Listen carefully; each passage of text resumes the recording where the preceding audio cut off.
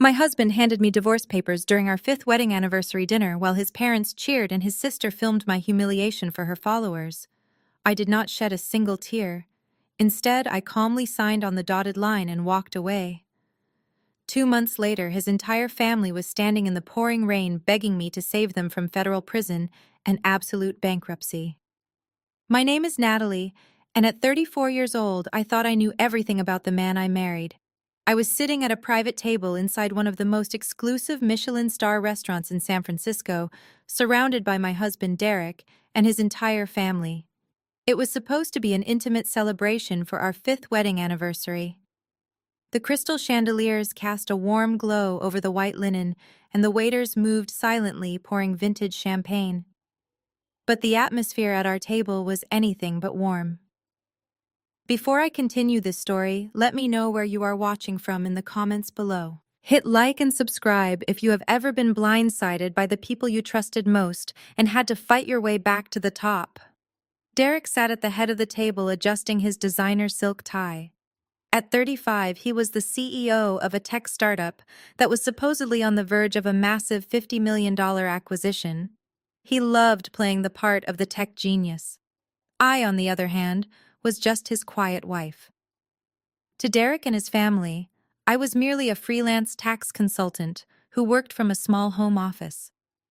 They viewed my career as a cute little hobby, completely oblivious to the fact that my quiet consulting business was actually a cover for my role as a senior partner at a major venture capital firm. His mother, Brenda, sighed loudly as she pushed her caviar around her plate. She looked at me with thinly veiled disgust.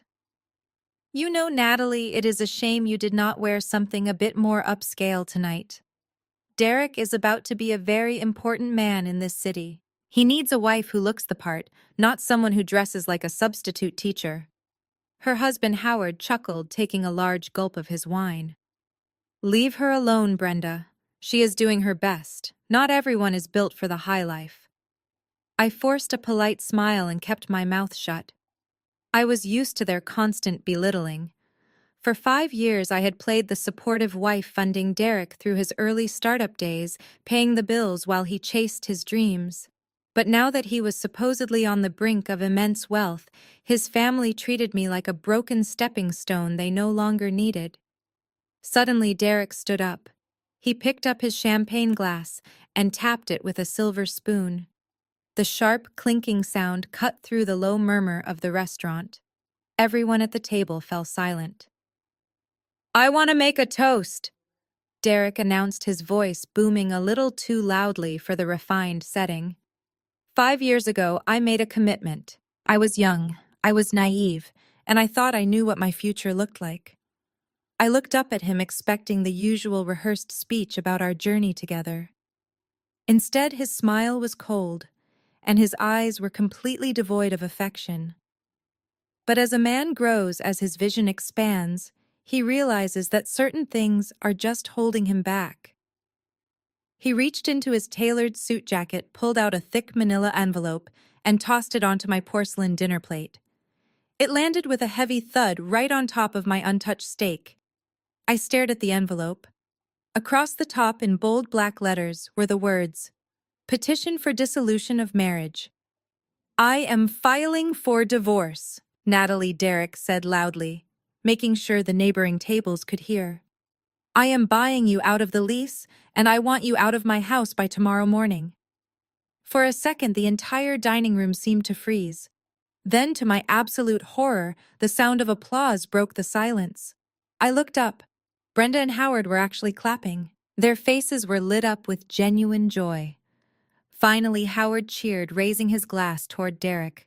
"We knew you would wake up eventually, son." Across the table, my sister-in-law Audrey had her phone propped up against a wine glass. The little red recording light was flashing. She was live streaming the entire thing. "Smile for the camera," Natalie, Audrey sneered. "The internet loves a good gold digger getting dumped." I felt a cold rush of adrenaline flood my veins. But before I could even process the sheer cruelty of the moment, the final insult arrived. From the shadows near the private dining room entrance, a young woman stepped forward. It was Sierra. She was 25 years old and worked as Derek's executive assistant. She was wearing a tight red dress and a smug grin. She walked straight up to Derek, wrapped her arms around his waist, and kissed his cheek. Derek pulled her close and looked down at me. Sierra understands the pressure of my world, Natalie. She is the kind of woman a CEO needs. You are just a tax girl. Sign the papers, and do not make this harder than it has to be. They all stared at me, waiting for the tears. They were waiting for me to break down, to scream, or to beg. They wanted a show, but they had absolutely no idea who they were dealing with. The silence stretched across the table, heavy and expectant. Brenda leaned forward, resting her elbows on the pristine white tablecloth. Her lips curled into a nasty sneer. You heard him, Natalie. It is time for you to go. Pack up your cheap tax calculators and your bargain bin clothes tonight. That $2 million house belongs to my son, and he needs the space to start a real family with a woman who actually belongs in our tax bracket. She sat back in her chair, looking incredibly pleased with her own cruelty. I looked at Brenda, then at Howard, who was nodding in agreement. Finally, my eyes landed on Audrey. She pushed her phone closer to my face, desperate to capture a meltdown. She wanted me to cry so she could post it and get 1,000 pity likes from strangers. I reached into my handbag. Audrey had always mocked this bag, claiming it was a cheap knockoff, because she thought a freelance accountant could never afford authentic vintage Chanel. She was wrong about the bag, and she was wrong about me. My hand bypassed the tissues they expected me to grab, and instead pulled out a sleek silver pen. I picked up the manila envelope and pulled out the thick stack of legal documents. I did not need to read through the 50 pages of legalese.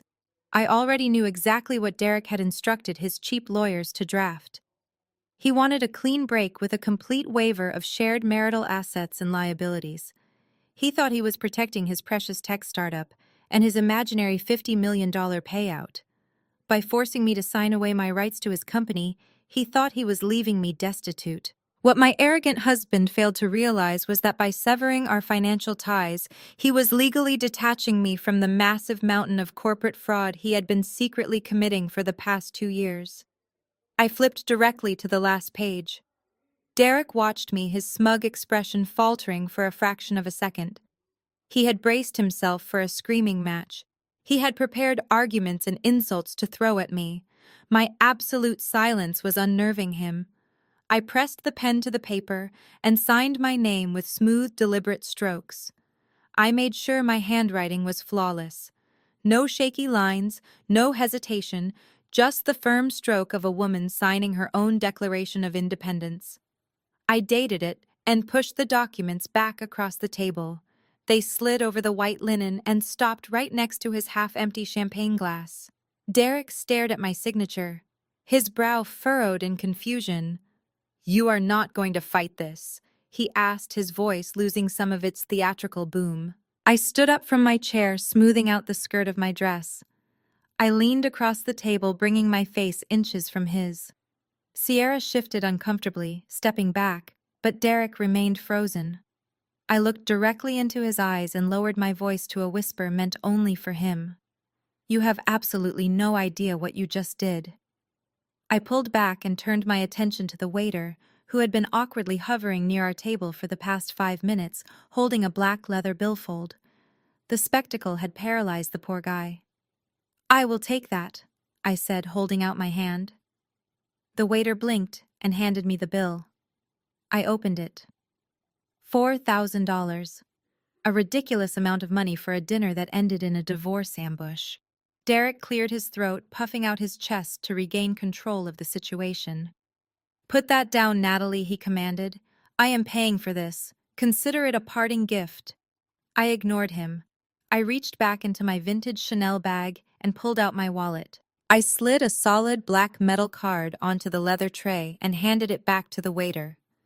It was an American Express Centurion card, the legendary black card, an invitation-only piece of titanium reserved for ultra-high net worth individuals who spend millions of dollars a year. The waiter recognized it instantly. His eyes widened and he practically bowed as he took the tray. Thank you very much, madam. I will process this right away. Derek frowned, leaning over to get a better look at what I had just handed the waiter. What was that? He asked, his voice tinged with sudden suspicion. Was that a gift card? Audrey lowered her phone, her mouth hanging slightly open. Even Brenda and Howard exchanged a confused glance.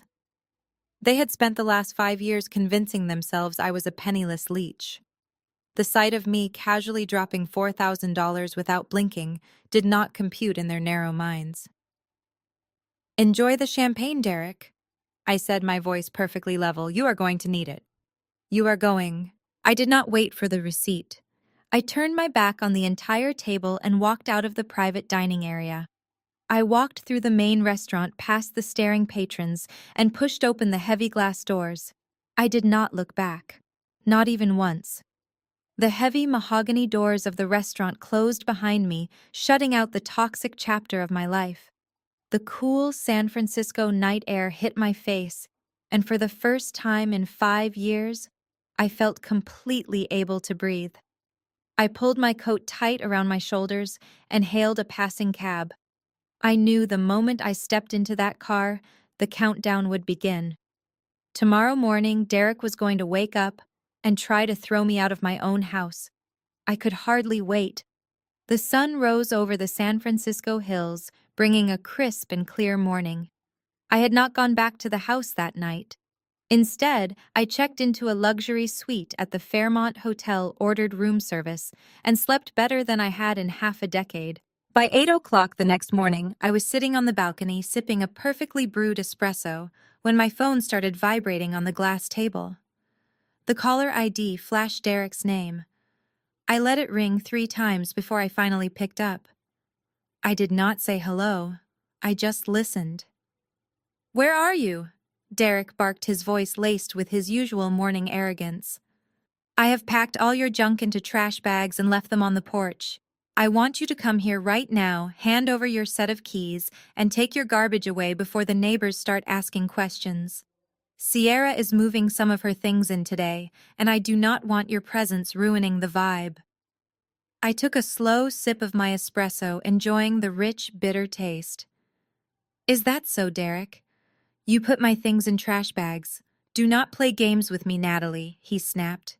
"You signed the papers last night. You waived your rights. You have 0 claim to this property and 0 claim to my company. I am being generous by not having you arrested for trespassing if you show up unannounced.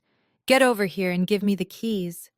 I smiled, looking out at the city skyline. "I do not think I will be doing that, Derek. In fact, you might want to hold on to those trash bags. You are going to need them for your own clothes very soon." He let out a harsh, mocking laugh. "What are you talking about? Are you delusional? You have nothing." Just then I heard the sound of a heavy vehicle pulling into the driveway through the phone. Derek paused. "Wait, someone is pulling up." He sounded pleased. "Good. It looks like the local sheriff's department is doing their morning patrol. I might just go out there and ask them to stand by while you fetch your trash. I want this eviction fully documented." I leaned back in my chair. "Go right ahead, Derek. Put me on speakerphone. I want to hear this." Derek scoffed, but I heard the rustle of the phone being moved away from his ear. I heard the heavy thud of his expensive leather loafers walking across the hardwood floor and the squeak of the front door opening. He stepped out onto the porch. "Morning, officers," Derek called out, his tone dripping with fake corporate charm. "I am so glad you are here.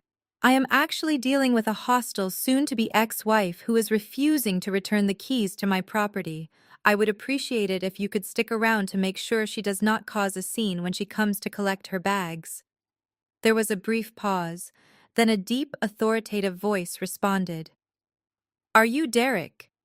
"Yes, that is me," Derek replied proudly. "CEO and homeowner. I am Deputy Miller," the voice said. "And this gentleman next to me is Mr. Harrison, an attorney representing the property owner. We are not here for your wife, sir. We are here to serve you with an immediate eviction notice." I heard Derek let out a confused, nervous chuckle. "What? There has to be a mistake. I own this house. I pay the mortgage every single month. I have the bank statements to prove it. Mr. Harrison spoke up, his voice crisp and professional. Actually, sir, you do not own this property. Public records and the deed clearly show that this house is owned by a private limited liability company. You have been making monthly transfers to that company. Those payments were not a mortgage. They were rent. You are a tenant. That is impossible, Derek yelled, his voice cracking with sudden panic. My wife set up those payments. She told me it was the mortgage. Mr. Harrison remained perfectly calm. Your wife is the registered agent of the LLC that owns this estate. According to your lease agreement, which you signed 5 years ago, you are strictly prohibited from moving another tenant into the property without the landlord's written consent. We have sworn affidavits and visual evidence from last night that you intend to move a woman named Sierra into the premises today. That is a direct violation of your lease agreement. I listened through the phone as Derek's breathing became heavy and ragged. He was finally connecting the dots. The cheap tax accountant he had mocked for years was actually his landlord. Because of the lease violation, and the fact that you are now legally separated from the property owner, Deputy Miller added, your tenancy has been terminated effective immediately. You have exactly 48 hours to vacate the premises. If you are not gone by then, we will return to forcefully remove you and your belongings. Derek was completely speechless. The silence on the speakerphone was the sweetest sound I had ever heard. I took one last sip of my espresso, cleared my throat, and spoke directly into the phone. Like I said, Derek, I chimed in, making sure my voice echoed loudly from his phone screen. Keep the trash bags. You are going to need them to pack up your own garbage. You have 48 hours. Do not scratch the hardwood floors on your way out. I ended the call and tossed my phone onto the table. Derek thought he had orchestrated the perfect betrayal. He thought he could publicly humiliate me, steal my home, and cast me aside without a second thought. But the game had just started, and I was holding every single winning card. I opened my laptop and logged into the secure portal for my home security system. I clicked on the live feed from the front porch cameras. The high-definition video popped up on my screen, giving me a front-row seat to the exact moment Derek's world began to crumble. Derek was standing on the porch wearing his expensive silk robe, staring blankly at the bright yellow eviction notice Mr. Harrison had just handed him. I could see his mouth moving in rapid, frantic bursts, but the audio feed picked up the exact tremor in his voice. "This is illegal," Derek stammered, waving the paper in the air. "I have marital rights. I am her husband. We bought this house together." Mr. Harrison adjusted his glasses and pointed to a specific line on the document. "Actually, Mr. Davis, you did not.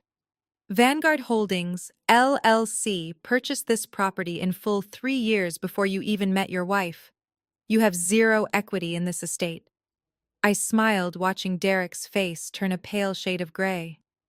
When Derek and I first got married, his credit score was absolutely abysmal. He had tanked his finances on a string of failed tech ventures before finally getting his current startup off the ground. He could not even qualify for a basic car loan, let alone a $2 million mortgage in a prime neighborhood. So I bought the house entirely with my own money through my private LLC. But Derek had an incredibly fragile ego. He desperately needed to feel like the powerful provider, the man of the house. He insisted on paying the monthly mortgage out of his own pocket. I told him that was fine, but I drafted a standard residential lease agreement for him to sign. I casually mentioned it was just a minor legal formality for my tax filings. In his typical arrogant fashion, he signed the document without reading a single paragraph. For 5 years, Derek strutted around believing he was paying off a mortgage. Legally speaking, his monthly transfers were classified as rent. And according to Section 4 of his lease, any attempt to move an unauthorized tenant into the premises without the landlord's written consent resulted in immediate termination of the lease. By proudly parading Sierra around at our anniversary dinner and declaring she was moving in, he had handed me the perfect legal weapon to kick him to the curb. On the video feed, a sleek white convertible suddenly pulled into the driveway. It was Sierra.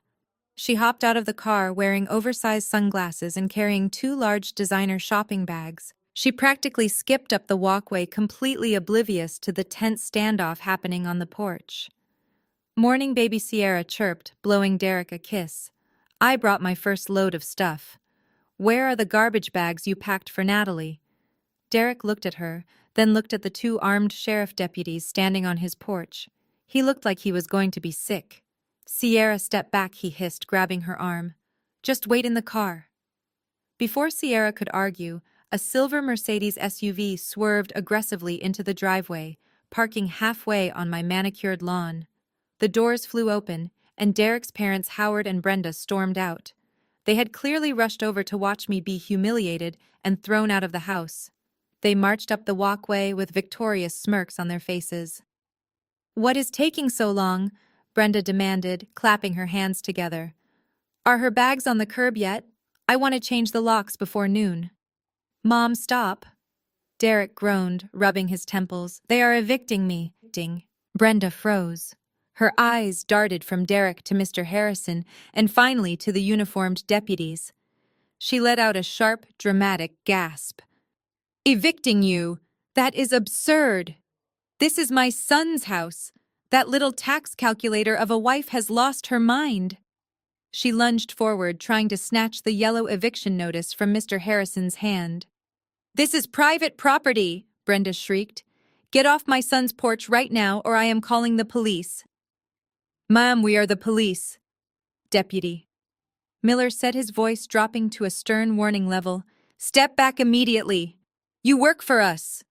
Brenda yelled, her face turning a bright shade of red. "Do you know who my husband is? Do you know who my son is? He is a CEO. You cannot do this." She shoved her hand forward, trying to push past Deputy Miller to reach the front door. It was the worst mistake she could have possibly made. In a flash, Deputy Miller unclipped the handcuffs from his belt. The metallic click echoed loudly on the porch camera feed. "If you touch me again, ma'am, you are going to jail for assaulting an officer," Deputy Miller warned, stepping directly into her path. "This is a lawful court-ordered eviction. Your son has 48 hours to remove his belongings from Vanguard Holdings property. If he is still inside this house by 8 a.m. on Thursday, he will be arrested for trespassing. And if you do not step off this porch right now, you are leaving in the back of my cruiser." Howard quickly grabbed Brenda's arm, pulling her back down the steps. His arrogant bravado had completely vanished, replaced by genuine fear. Brenda stood on the lawn, trembling with rage and humiliation, as several neighbors stepped out onto their porches to watch the spectacle. I closed my laptop and took a deep breath.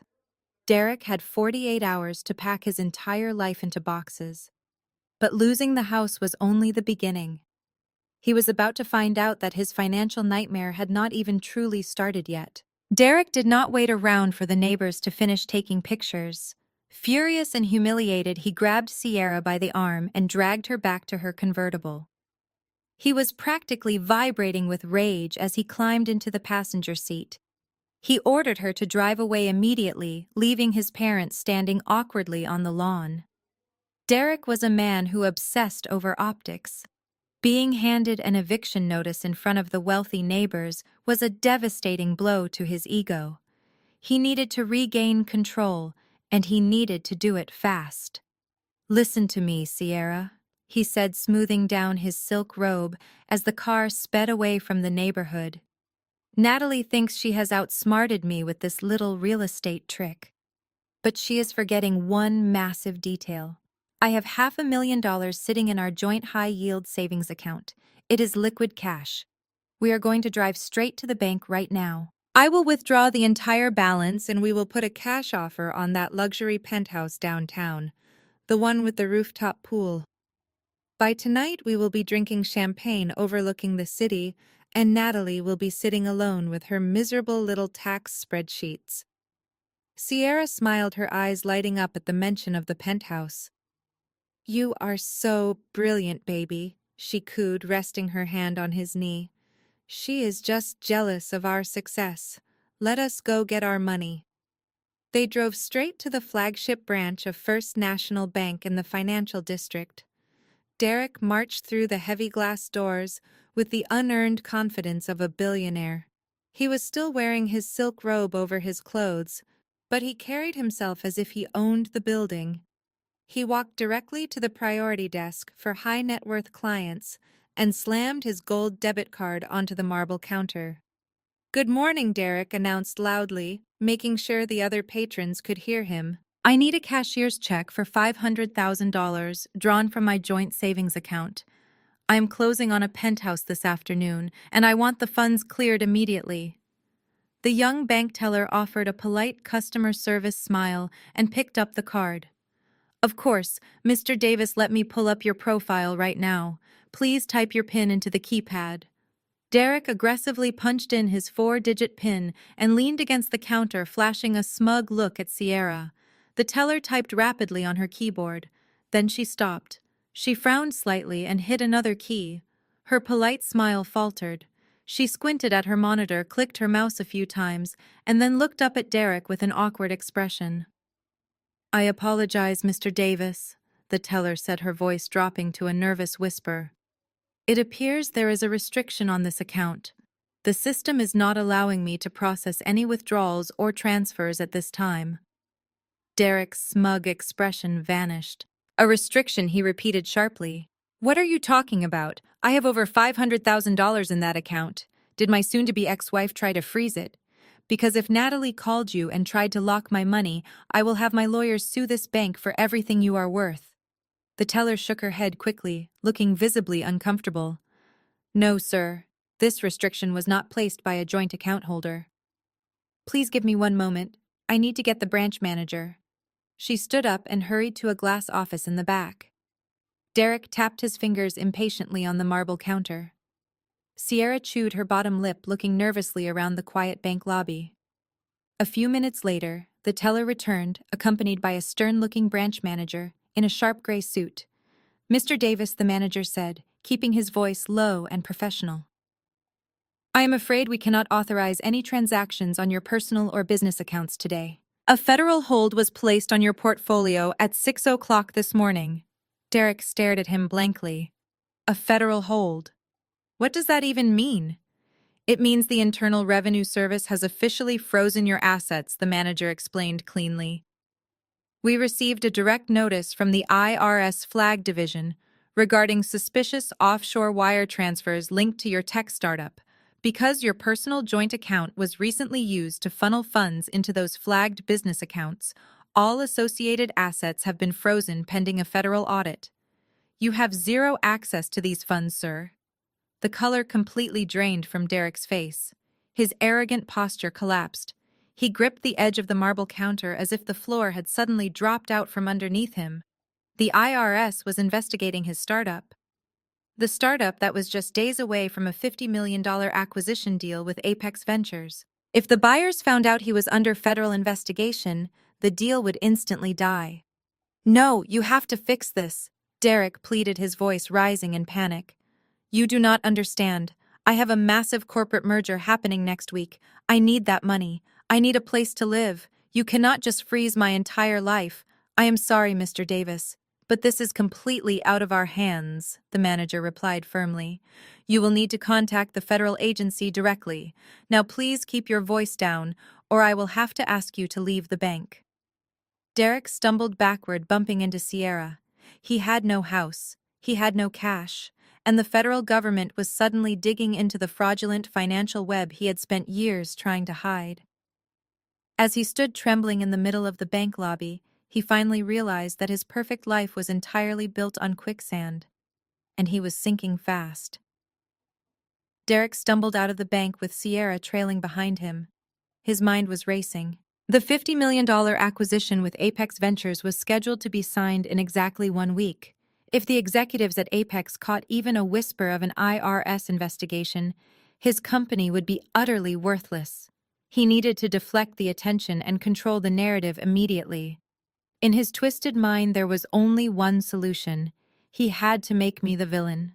He needed the world to believe that any financial discrepancies were the result of a bitter, vindictive ex-wife trying to destroy his life. By noon the next day, my phone was buzzing relentlessly. Derek had deployed his most desperate weapon, his sister Audrey. Audrey had always fancied herself a social media influencer, though her follower count was mostly bought and paid for. But this time she hit the viral jackpot. She posted a highly edited, beautifully lit video of herself sitting in her car, sobbing uncontrollably. In between dramatic gasps for air, she painted a picture of absolute tragedy. She told the internet that her hardworking genius brother had just been thrown out onto the streets by a calculating scam artist of a wife. "She is a monster," Audrey cried into the camera, wiping away a perfectly placed tear. "My brother gave her everything. He built a tech empire to support her, and while he was working 80-hour weeks, she secretly tricked him into signing a fake lease agreement to steal his $2 million home. Now she has locked him out of his own bank accounts and left him homeless right before the biggest deal of his life. Please share this video. We cannot let financial abusers win." The internet, acting as the blind judge and jury, swallowed the lie completely. Within hours, the video had over 3 million views. The comments were a vicious sea of hatred directed entirely at me. Strangers were calling me a gold digger, a parasite, and a criminal. They were trying to dox my home office address and flooding my professional consulting page with one-star reviews. Derek was trying to bury me under a mountain of public outrage, hoping I would cave to the pressure and hand the house back to save my reputation. He was completely delusional. I sat on the plush sofa of my hotel penthouse suite, scrolling through the hateful comments with a cup of green tea in my hand. I was not a fragile influencer whose self-worth was tied to online validation. I was a senior partner at a venture capital firm. I knew that internet sympathy did not hold up in federal court. Let Audrey have her 15 minutes of fame. She was about to find out that going viral for lying to protect a federal fraudster was a terrible career move. Just as I was about to turn off my phone, a text message popped up on my screen. It was not from a number I recognized. The message was short and direct. "Be at the Silver Star Diner on 4th Street in 20 minutes. Come alone. I have the missing ledgers." I stared at the screen. Only one person in Derek's entire orbit would know about missing financial ledgers. I quickly changed into a plain black trench coat, grabbed my keys, and headed out the door. The Silver Star Diner was a rundown little spot on the edge of the industrial district, completely off the radar of the Silicon Valley elite. The bell above the door jingled as I walked in. The air smelled of cheap coffee and fried bacon. I scanned the red vinyl booths until I spotted him sitting alone in the far back corner. It was Jamal, my African-American brother-in-law, and Audrey's fiercely intelligent husband. Unlike the rest of his loud, obnoxious family, Jamal was a man of very few words. He was a brilliant forensic accountant who spent his days dissecting complex corporate fraud for a major firm. He had always kept his distance from Derek's flashy lifestyle, and I often wondered how a man so grounded ended up married to a clout chaser like Audrey. I slid into the booth across from him. Jamal did not smile. He simply took a slow sip of his black coffee and looked at me with piercing, observant eyes. He reached into the pocket of his tailored coat and pulled out a small silver USB drive. He placed it deliberately on the sticky diner table, right between the salt and pepper shakers. "The smear campaign your husband is running is cute," Jamal said, his voice a low, steady rumble. "But PR videos do not fix broken balance sheets. And Derek has broken a lot of them." He leaned forward, his expression deadpan. "I have spent the last 6 months quietly auditing his startup. Derek has been lying to everyone. His parents, my wife, his investors, and you. I watched Audrey's little video this morning and decided I have had enough of this toxic family. This drive contains everything you need to end him." I stared at the small silver drive sitting innocently on the sticky surface of the diner table. Jamal leaned back against the red vinyl booth and folded his arms across his chest. He looked exhausted. The dark circles under his eyes told me he had not slept in days, but there was a sharp, unwavering clarity in his expression. I asked him exactly how bad it was. Jamal let out a dry, humorless laugh that barely reached his eyes. "It is a complete financial bloodbath, Natalie. Derek is not some misunderstood tech visionary. He is a textbook fraudster running a glorified Ponzi scheme right under everyone's noses. Jamal explained that he started quietly looking into the startup's financials a few months ago.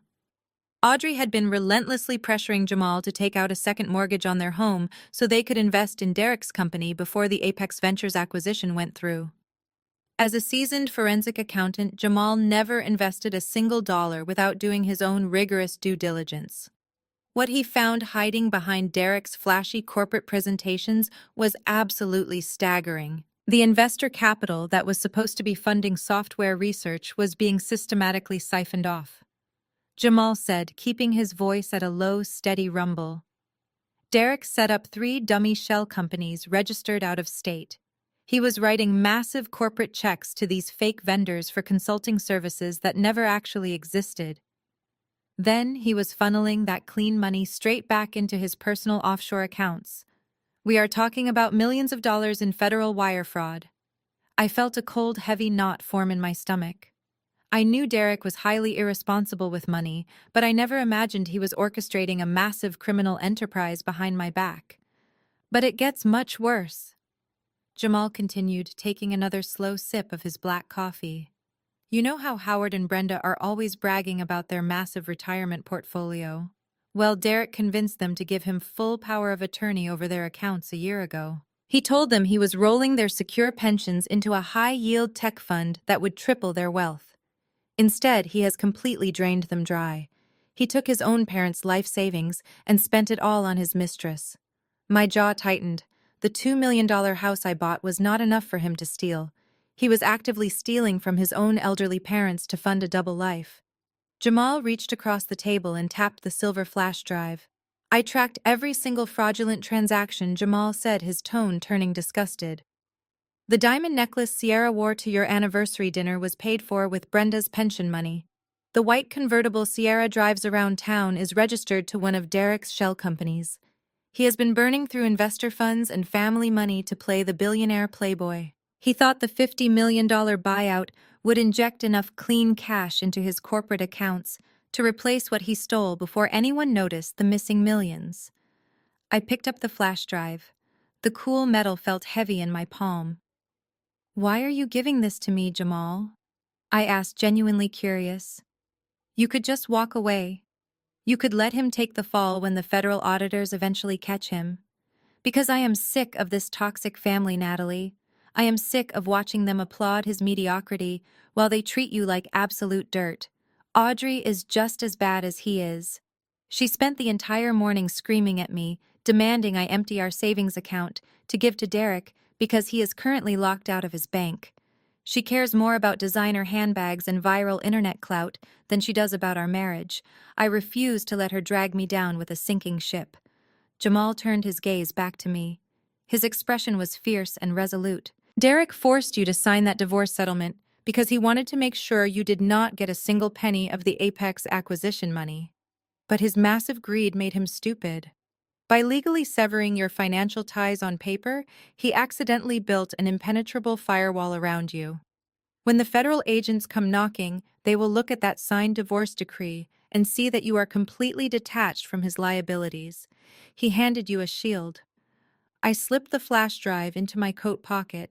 The pieces of the puzzle were clicking together perfectly into place. Jamal stood up from the booth, tossing a $5 bill onto the table.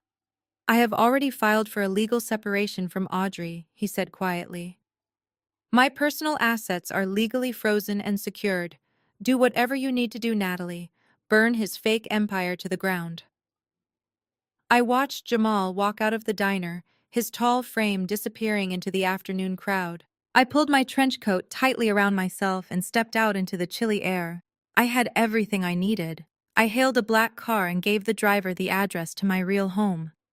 For the past 5 years, Derek believed the $2 million suburban house was the pinnacle of luxury and the peak of my financial capability. He never knew about the 6,000 square foot penthouse I owned in the heart of the city overlooking the entire skyline. I kept it completely off the grid, purchasing it under a blind trust long before I even met him. It was my sanctuary, a place where I conducted my high-level venture capital meetings and managed my offshore portfolios without his insecure ego breathing down my neck. The private elevator opened directly into my foyer. I bypassed the sprawling living room and walked straight into my designated office. The walls were lined with floor-to-ceiling soundproof glass, and my custom oak desk was equipped with a state-of-the-art triple-monitor setup. I took off my trench coat, locked the office door, and sat down in my leather ergonomic chair. I pulled the silver flash drive from my pocket. It felt like holding a live grenade. I plugged it into my encrypted secure terminal. A password prompt appeared on the screen, and I quickly typed in the alphanumeric code Jamal had whispered to me before leaving the diner. The drive decrypted in seconds, and dozens of folders instantly flooded my center monitor. Jamal was a master at his craft. He had meticulously organized every single piece of Derek's financial ruin into clearly labeled directories. Bank statements, wire transfer logs, offshore routing numbers, and tax filings were all right there in front of me. I cracked my knuckles, took a deep breath, and dove into the data. For the next 3 hours, I did not move from my chair. My eyes darted across the screens as I cross-referenced the spreadsheets with the banking records. It was a fast-paced, high-stakes puzzle, and the picture it painted was absolutely horrific. Derek had created a tangled web of deceit that would make a seasoned corporate criminal blush. I opened a folder labeled Vendor Invoices. Derek had registered 3 separate limited liability companies in Delaware under fake names. He used these shell companies to bill his own tech startup for millions of dollars in fake software licensing and consulting fees. The startup, which was funded heavily by optimistic angel investors, would pay these massive invoices. The money would hit the Delaware accounts and then immediately bounce through a series of offshore holding banks before landing directly into Derek's personal private accounts in the Cayman Islands. He was systematically bleeding his own company dry. Then I opened the folder containing his parents' financial records. Howard and Brenda had spent their entire lives building a comfortable retirement nest egg. Derek had convinced them to transfer their life savings into a supposed high-yield tech fund he managed. The ledgers showed exactly where that money went. It did not go into software development. It went to a luxury car dealership to buy Sierra's white convertible. It went to high-end jewelers to buy her diamond necklaces. It went to 5-star resorts in the Maldives where he had taken her on supposedly crucial business trips.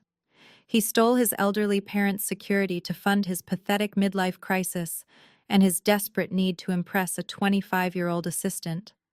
I leaned back in my chair, staring at the glowing monitors. The sheer audacity of his crimes was breathtaking. But as I reviewed the timeline of his massive embezzlement, a sudden realization hit me like a bolt of lightning. The Apex Ventures acquisition. Derek had rushed our divorce precisely because the $50 million buyout was scheduled for next week. If we were still married when the deal closed, I would be legally entitled to half of his payout under state property laws. He wanted to secure the entire $50 million for himself and Sierra. He ambushed me at our anniversary dinner, relying on the shock and public humiliation to force my hand. He banked on me signing the divorce petition in a moment of emotional distress just to escape the embarrassment. He thought he was a strategic genius. He thought he had successfully cut me out of a massive fortune. I let out a sharp laugh that echoed through the quiet penthouse. My arrogant husband was so blinded by his greed that he completely missed the fatal flaw in his own master plan. By forcing me to sign that ironclad divorce decree with a total waiver of shared marital assets and liabilities, he did exactly what Jamal said. He accidentally built an impenetrable legal firewall around me. When the federal agents finally caught up to him, and they absolutely would, his assets would be seized. His investors would sue him into oblivion. The IRS would demand millions in restitution. If we were still legally married, the government could have come after my assets to settle his fraudulent debts. But because he was in such a frantic rush to cut me off, he legally severed my liability from his upcoming federal fraud charges. He handed me a permanent shield, and he dug his own grave. I was perfectly safe. Now it was time to make sure he lost absolutely everything. While I sat in my secure penthouse plotting the final blow, Derek was spiraling into absolute panic. With his bank accounts frozen by the federal government and his eviction looming, he was completely cut off from his stolen funds.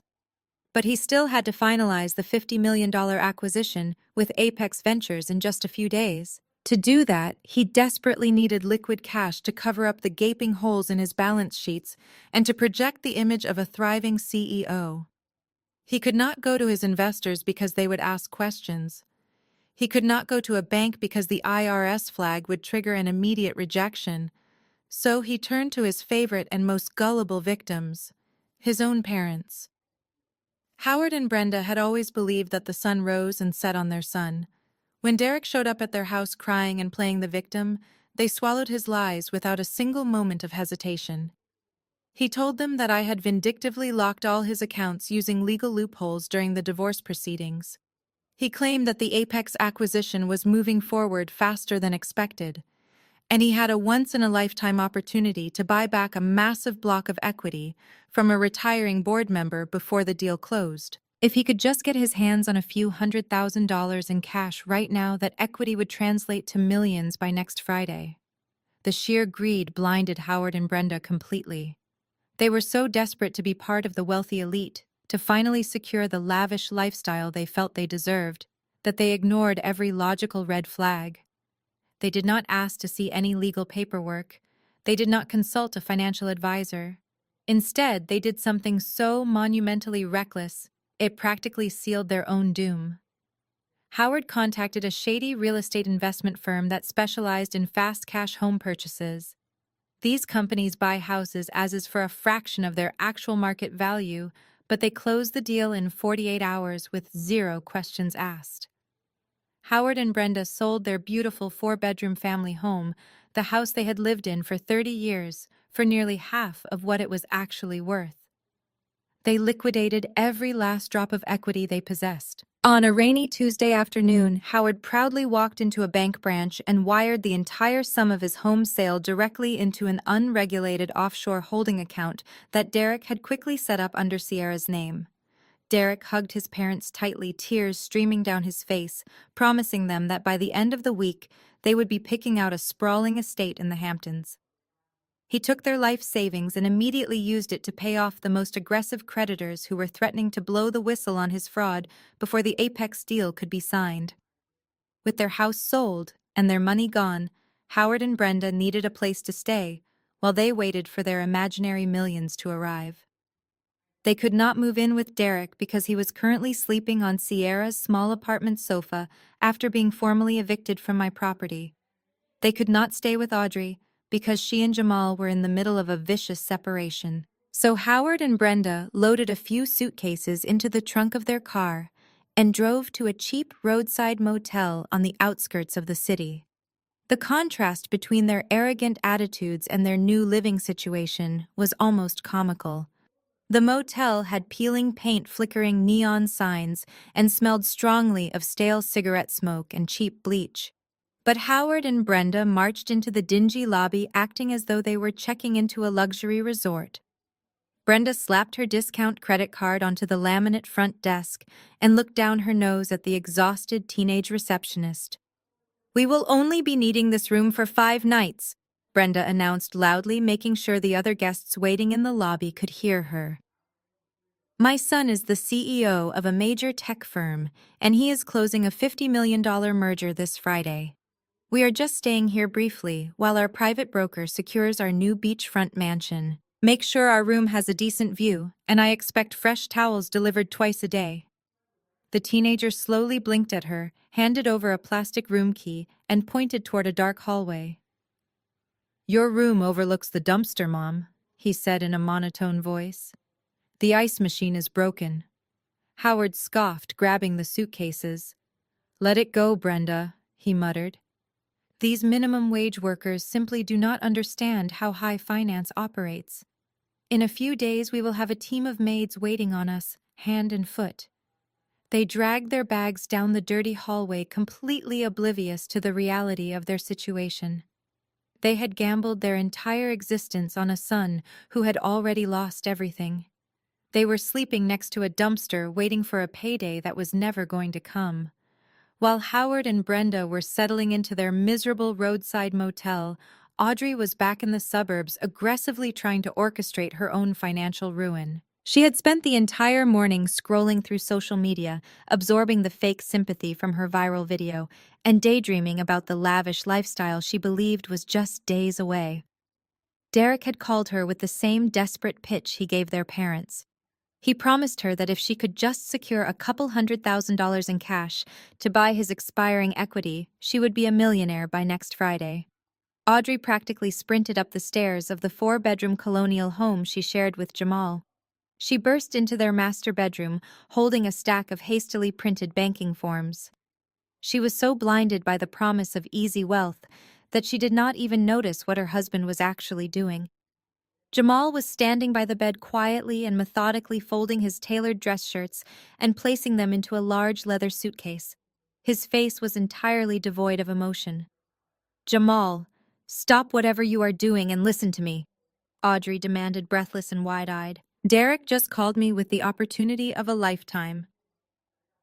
The Apex Ventures deal is closing on Friday, and he is letting us buy into a massive block of unvested equity.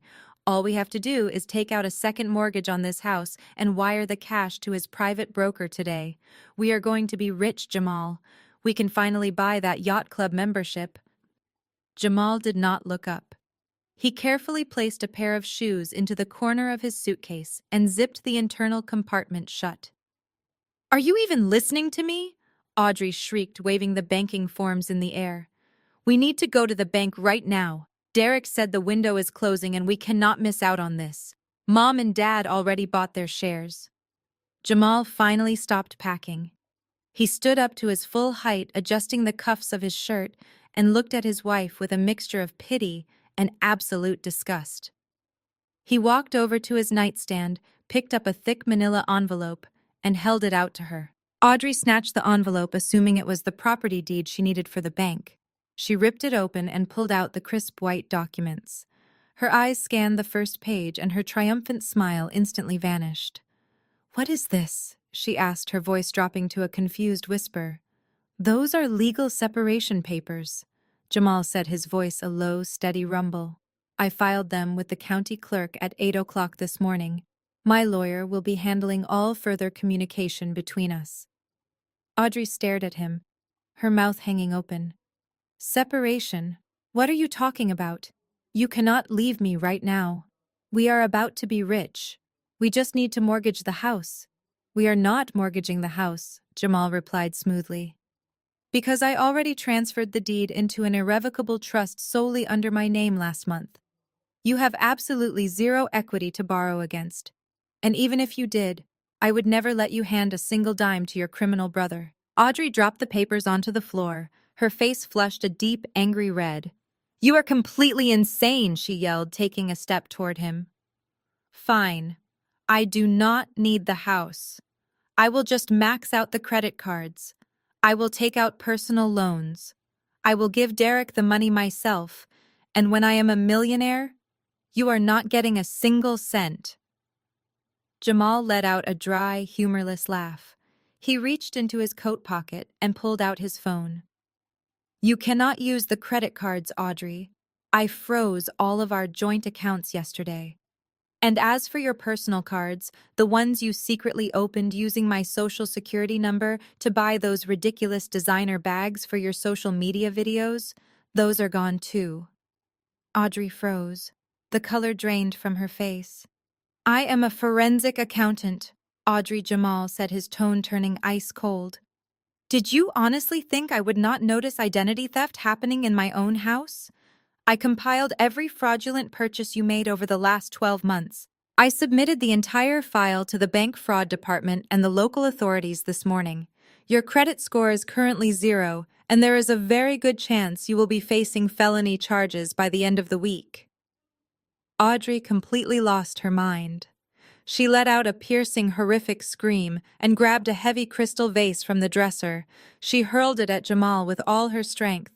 He calmly stepped to the side, and the vase shattered against the wall into 100 glittering pieces. She fell to her knees, sobbing and pounding her fists into the carpet, throwing a massive, childish tantrum. Jamal did not flinch. He picked up his leather suitcase, stepped carefully over the broken glass, and walked out of the bedroom. He did not look back as he walked down the stairs and out the front door. He tossed his suitcase into the trunk of his car, started the engine, and drove out of the driveway. As he pulled onto the main road away from the toxic chaos of that family, a profound wave of freedom washed over him. Audrey had wanted to go viral. Now she was going to have plenty of time to explain her upcoming arrest to all of her followers. While Audrey was shattering crystal vases in the suburbs, I was sitting on the top floor of a sleek glass skyscraper in the heart of Silicon Valley. This was the headquarters of Apex Ventures. The boardroom was an expansive space enclosed in floor-to-ceiling glass, offering a panoramic view of the city below. A massive mahogany table dominated the center of the room, surrounded by a dozen of the sharpest corporate lawyers and financial analysts on the West Coast. At the head of the table, David, the public-facing CEO of Apex Ventures, was standing in front of a digital presentation board. He was currently summarizing the final details of a highly anticipated $50 million tech acquisition. The target company was Derek's startup. David clicked his presentation remote, bringing up a glowing high-definition photograph of Derek, looking incredibly smug in a tailored suit. "The financials on this startup look extremely promising on the surface," David explained to the silent room. "The user acquisition numbers are high, and the proprietary software could integrate seamlessly into our existing networks.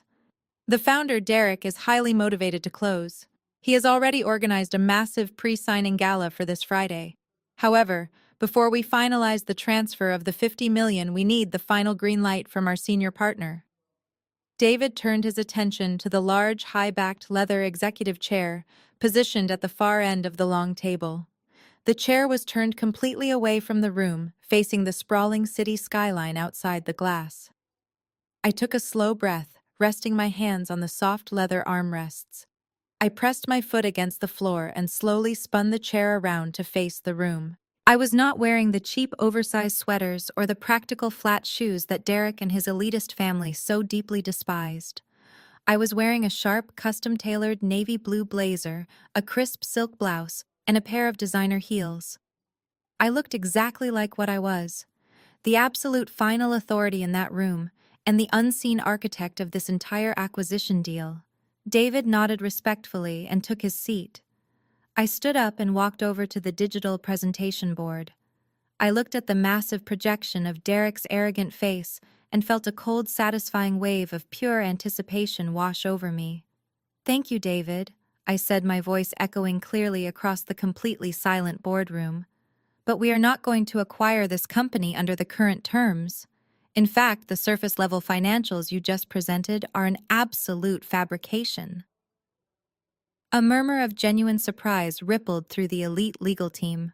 I reached into my blazer pocket and pulled out the silver flash drive Jamal had given me at the rundown diner. I plugged it directly into the presentation board terminal. Instantly, Derek's fake corporate smile was replaced by a massive, intricate web of offshore bank accounts, dummy shell companies, and blatantly falsified vendor invoices. I spent the last 24 hours analyzing these forensic ledgers. I continued projecting the irrefutable evidence for the entire room to digest. The founder is running a massive embezzlement scheme. He has actively defrauded his angel investors, drained private pension funds, and committed federal wire fraud to the tune of millions. The IRS has already placed a federal hold on his personal accounts. His tech company is completely and utterly worthless. The lead counsel, a sharp woman named Helen, adjusted her glasses, staring at the screen in absolute disbelief. "If the company is a massive liability and the founder is under active federal investigation, we need to pull out of the deal immediately, Natalie. We cannot associate Apex Ventures with federal wire fraud." I smiled, leaning casually against the heavy mahogany table. "We are not pulling out, Helen. Not yet. We are going to let him believe the deal is completely secure right up until the exact moment he signs the final contract on stage at his little celebration gala. But I need you to completely rewrite the acquisition agreement today." I walked around the table, tapping my manicured finger against the thick stack of printed legal contracts sitting in front of Helen. I want every single corporate safety clause removed from this document. Strip out the limited liability protections. Remove the golden parachute provisions. I want you to insert a highly specific retroactive personal guarantor clause. It must explicitly state that in the event of pre-existing financial fraud, the corporate veil is immediately pierced and the founder is held personally liable for all civil damages and immediate financial restitution to Apex Ventures. Helen looked up at me, her eyes wide with sudden realization. Natalie, if he signs a contract with those specific clauses, he is not just losing his company. He is legally signing away his entire life. He will be personally saddled with tens of millions in corporate debt the very second the federal fraud is exposed. No sane CEO would ever sign a binding agreement like that without having his entire legal team review it for weeks. He will sign it, I replied, my tone completely confident. Because he is arrogant, he is desperate, and he is completely out of time. He needs this deal to close on Friday to cover his stolen tracks. He will be so incredibly focused on the $50 million headline that he will not read a single page of the fine print. I looked around the room, meeting the eyes of every analyst and lawyer. Prepare the new contract exactly as I requested. Make it look exactly like our standard boilerplate agreement. On Friday, we are all going to attend his little victory gala, and we are going to stand back and let him dig his own financial grave in front of the entire city. Friday arrived exactly as planned. While Helen and my legal team spent the week meticulously drafting the lethal new contract, I received a package at my penthouse. It was a thick gold foil envelope delivered by a private courier. Inside was a heavy embossed invitation to Derek's pre-signing gala at the prestigious Oakmont Country Club. Tucked behind the invitation was a handwritten note on his company letterhead. The note was dripping with his signature arrogance. It read, "I thought you might want to see what real success looks like. Feel free to stop by the service entrance if you need a free meal. My lawyers will send the final asset waiver next week." Derek was so deeply drunk on his own delusions that he actually wanted me there. He wanted an audience for his final victory lap. He imagined me standing in the corner in my plain clothes, weeping with regret, while he signed a $50 million contract. He wanted to look down from the stage and see me utterly defeated.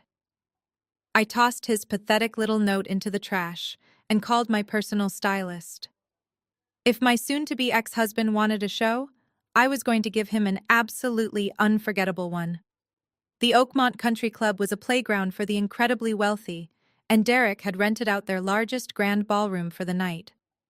He spared absolutely no expense blowing whatever was left of his stolen cash on a massive ice sculpture of his company logo towers of imported champagne and an extravagant live orchestra.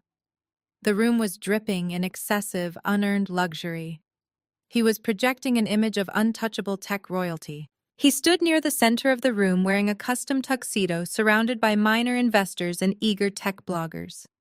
He was holding a glass of scotch and boasting loudly about his disruptive technology. He truly believed he was the smartest man in the room.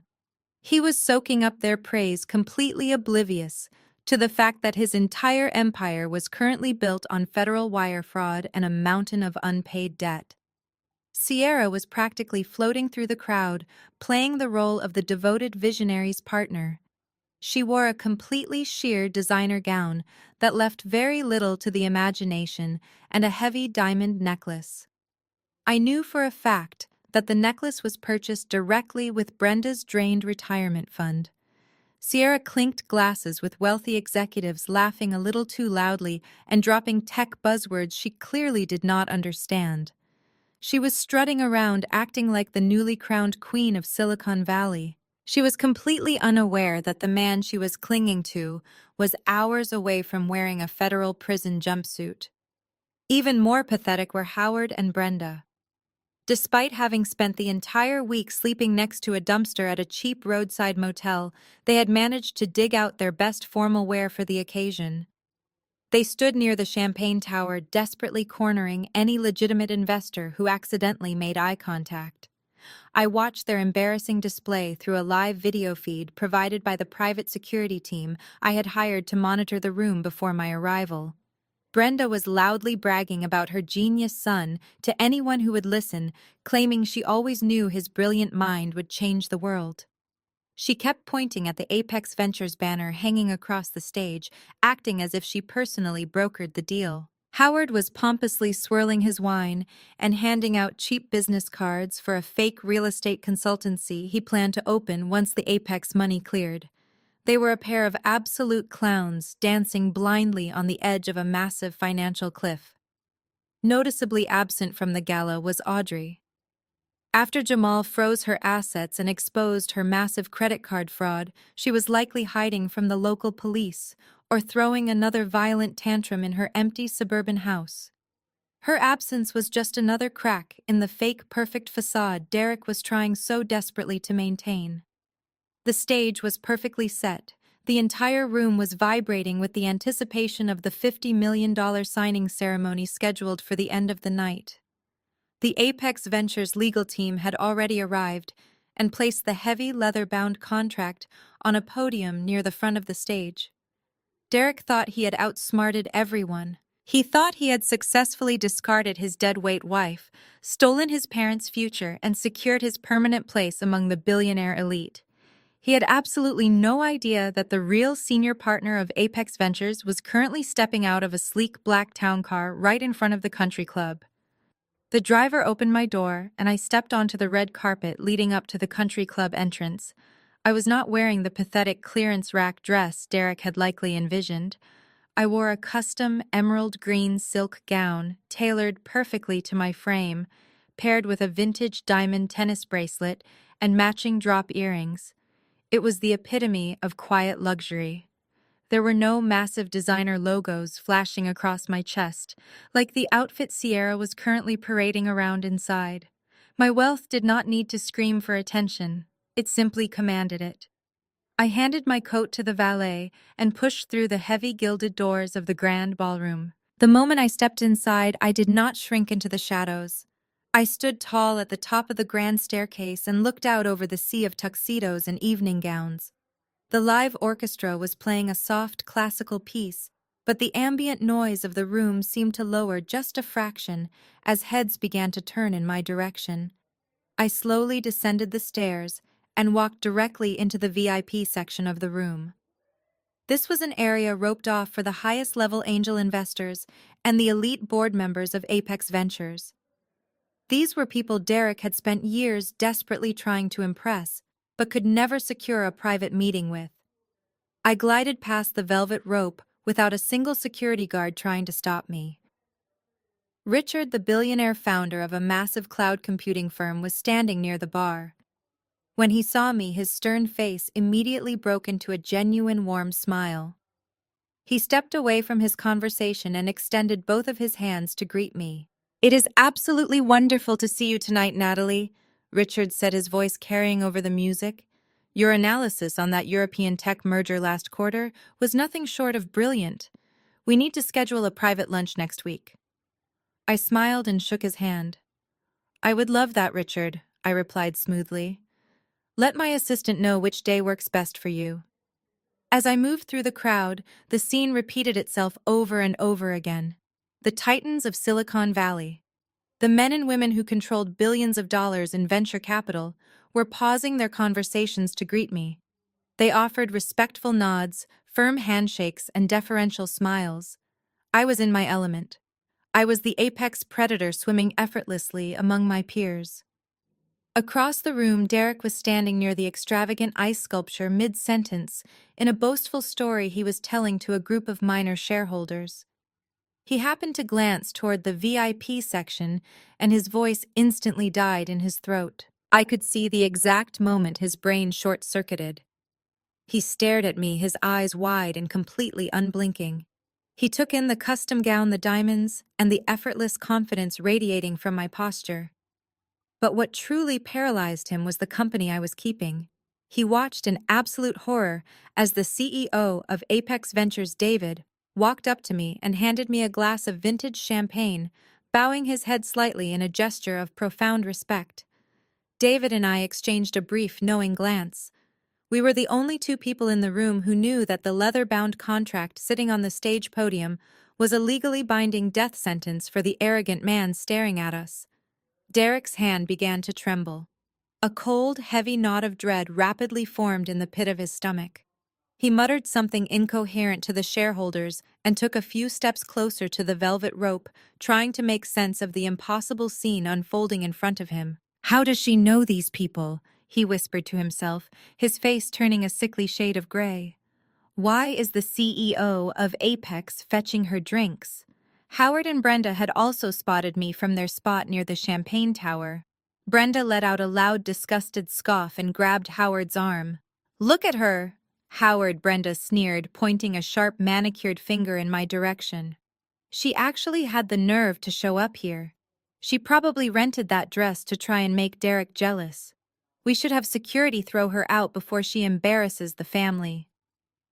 But Howard was not listening to his wife.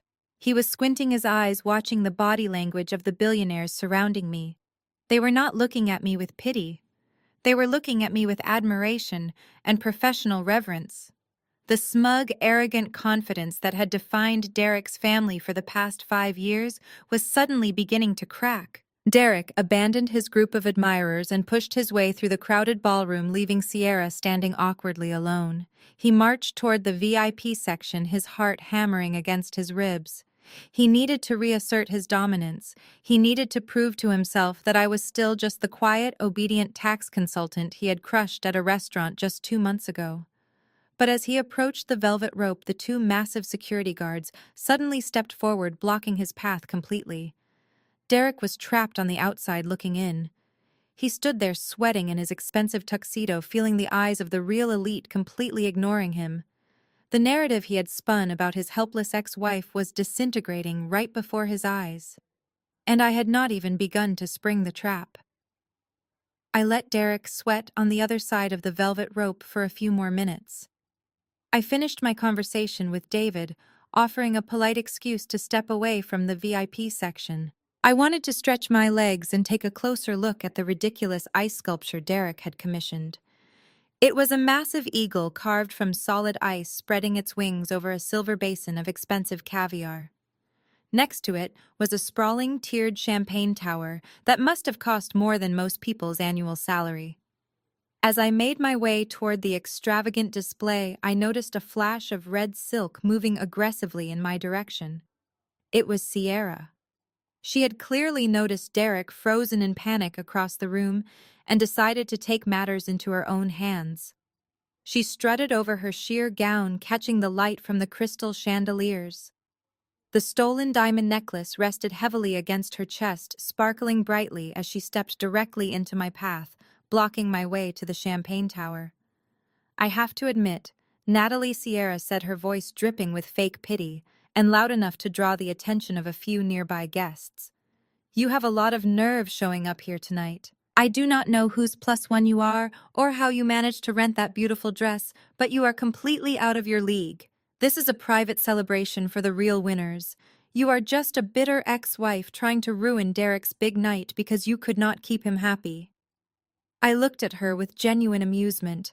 She was so young, so incredibly foolish, and so completely out of her depth. She had hitched her wagon to a sinking ship, and she was currently demanding to be recognized as the captain. "I am not here to ruin anything, Sierra," I replied, keeping my voice perfectly calm and low. "I am just here to watch the show. That is a beautiful necklace, by the way. It is a real shame you are going to have to hand it over to the federal authorities as state evidence." Sierra let out a sharp, obnoxious laugh, throwing her head back. She looked around to see if anyone was watching her, put me in my place. "You are so pathetic, Natalie. Derek told me you would say crazy things because you are jealous of my youth and his success. We are closing a $50 million deal in less than an hour. Tomorrow morning, we are flying out on a private jet to look at a new summer home in the Hamptons. You are absolutely nothing to us." I stepped a fraction closer to her, invading her personal space. My calm demeanor seemed to unnerve her. because she stopped laughing and took a tiny step back. Her hand instinctively reached up to clutch the heavy diamond necklace. "You really have no idea who you are sleeping with, do you?" I asked softly, my tone conversational but lethal. "Derek does not have $50 million. He does not even have $50. The money he used to buy that necklace and your expensive white convertible came directly from stealing his elderly parents' retirement fund. He has been actively embezzling investor capital for 2 solid years. And because your brilliant boyfriend listed you as the primary account holder on his newest offshore shell company, the federal government now considers you an active co-conspirator in massive corporate wire fraud." Sierra's confident smirk faltered. A flicker of genuine doubt crossed her eyes, but she quickly tried to mask it with anger. Her knuckles turned white as she gripped her crystal champagne glass. "You are lying," she hissed. "You are just making up insane lies because he chose me over a boring tax accountant." I reached into my emerald silk clutch. I did not pull out a phone or a thick folder of spreadsheets. I pulled out a single neatly folded piece of heavy stock paper. "I do not need to lie, Sierra," I said smoothly. "But let us talk about your father for a moment. He is a very strict man, is he not? A self-made angel investor who cares deeply about his pristine corporate reputation and despises scandal. He set up a very generous trust fund to secure your future. But as a cautious man, he also had his lawyers draft a very specific morality clause into the family estate documents." I held the folded paper directly over her crystal glass. Sierra stared at it, her breathing suddenly becoming shallow and uneven. "Section 4, Paragraph B," I recited from memory, watching the color completely drain from her face. "If the beneficiary is indicted, convicted, or heavily implicated in any federal financial crimes, fraud or embezzlement, the trust is immediately and permanently dissolved. You are completely disinherited, cut off without a single dime to your name." I let go of the paper. It fluttered down and landed directly in her champagne glass, floating on the bubbling golden surface. Sierra's hands began to shake uncontrollably. She looked down at the soaked legal document in her glass, and then back up at me. Her eyes were wide with absolute terror. The arrogant mistress playing the untouchable queen of Silicon Valley had vanished completely. In her place was a terrified 25-year-old girl who suddenly realized she had thrown away her entire family fortune and her freedom for a broke criminal. "You might want to call your father Sierra," I whispered, stepping around her to grab a fresh glass of champagne from the tower. "Tell him to hire the absolute best white-collar defense attorney his money can buy. You are going to need it before midnight." I walked away, leaving her standing paralyzed next to the ice sculpture. She did not yell. She did not try to follow me. She just stared at the wet paper sinking to the bottom of her glass, realizing her luxurious future had just evaporated. I walked away, leaving her standing paralyzed next to the ice sculpture. She did not yell. She did not try to follow me. She just stared at the wet paper sinking to the bottom of her glass, realizing her luxurious future had just evaporated. The classical music playing from the live orchestra suddenly faded out. The gentle hum of conversation in the grand ballroom died down as a sharp tapping sound echoed through the microphone. Derek was standing center stage behind a clear acrylic podium. The heavy leather-bound contract from Apex Ventures rested right in front of him alongside a gold-plated fountain pen. He had managed to shake off his earlier panic and reassembled his mask of arrogant confidence.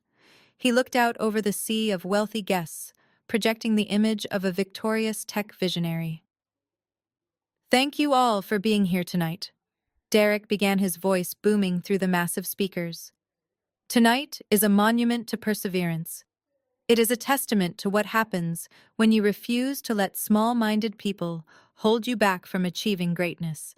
He paused for dramatic effect, looking directly toward his parents.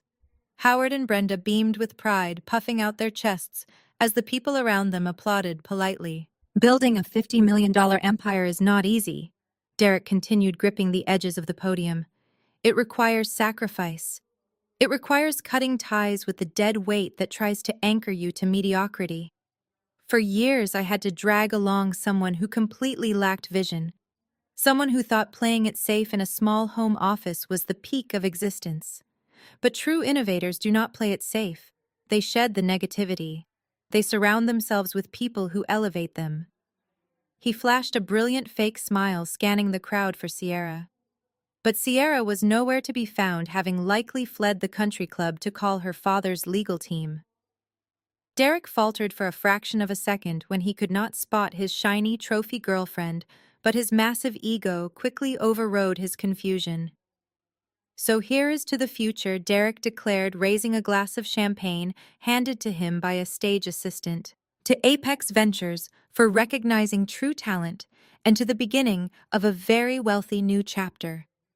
The crowd clapped as Derek set his glass down and picked up the gold fountain pen.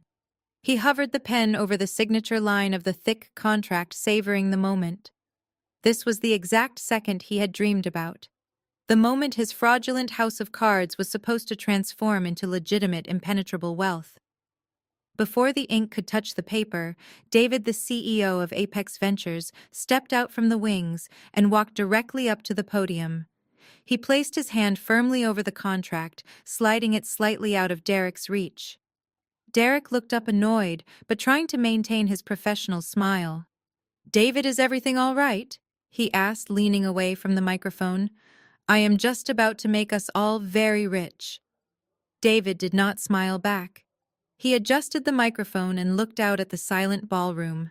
"Derek has given a very passionate speech," David announced, his voice carrying a cold, clinical authority. "And we at Apex Ventures certainly appreciate his enthusiasm for this $50 million acquisition. However, as per our corporate bylaws, a merger of this magnitude cannot be finalized by my signature alone.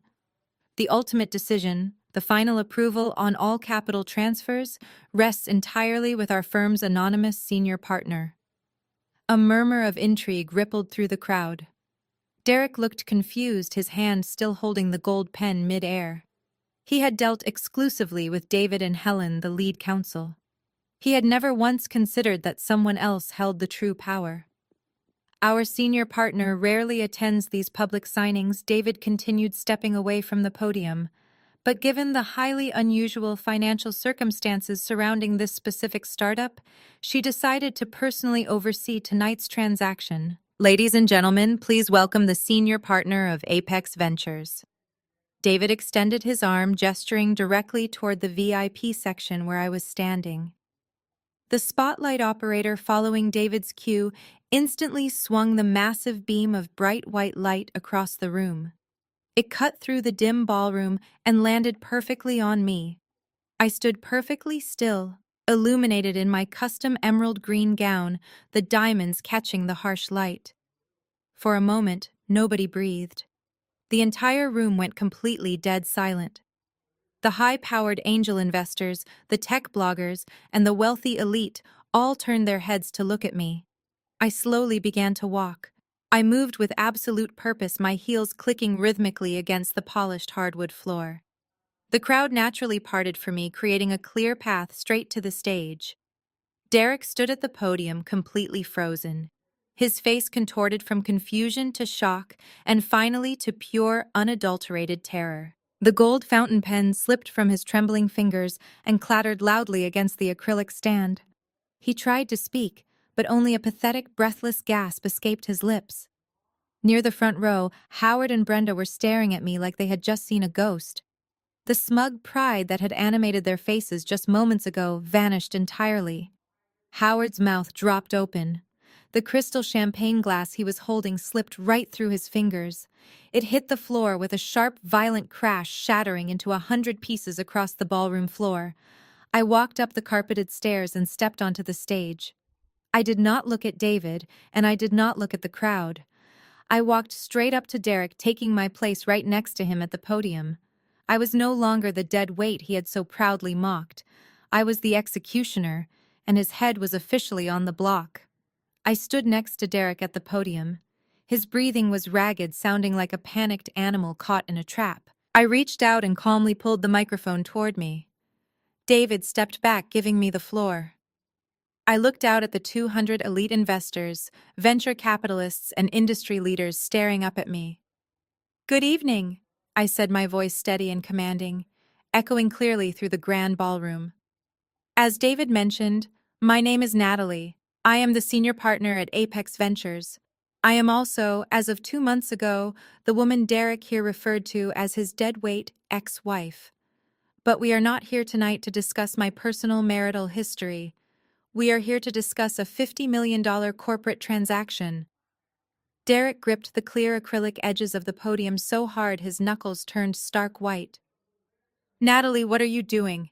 he hissed under his breath, his eyes darting frantically toward the ballroom exits. "Turn off the microphone right now, please." I completely ignored his pathetic whisper. "Apex Ventures has conducted a thorough secondary audit of this tech startup," I announced to the packed crowd. "And it is my official duty tonight to inform all of you that we are formally rejecting the acquisition. The deal is completely dead." A collective gasp echoed through the ballroom. The polite, attentive silence shattered into a chaotic wave of shocked murmurs and angry whispers. The minor shareholders who had been cheering for Derek just minutes ago now looked absolutely terrified. I raised my hand, signaling the audio-visual team stationed at the back of the room. Instantly, the massive digital screens behind the stage shifted. Derek's glowing company logo vanished. In its place, the incredibly detailed forensic ledgers Jamal had compiled flashed across the screens in massive, undeniable high definition. The red numbers illuminated the entire stage. "What you are looking at," I explained, projecting my voice over the rising noise of the angry crowd, "are the actual financial records of this company. Over the past 2 years, Derek has systematically embezzled over $3 million of investor capital. He funneled your money through 3 fake vendor companies registered in Delaware and wired those funds directly into private offshore accounts." The room erupted into total chaos. I saw Richard, the billionaire I had spoken to earlier, turn bright red with absolute fury.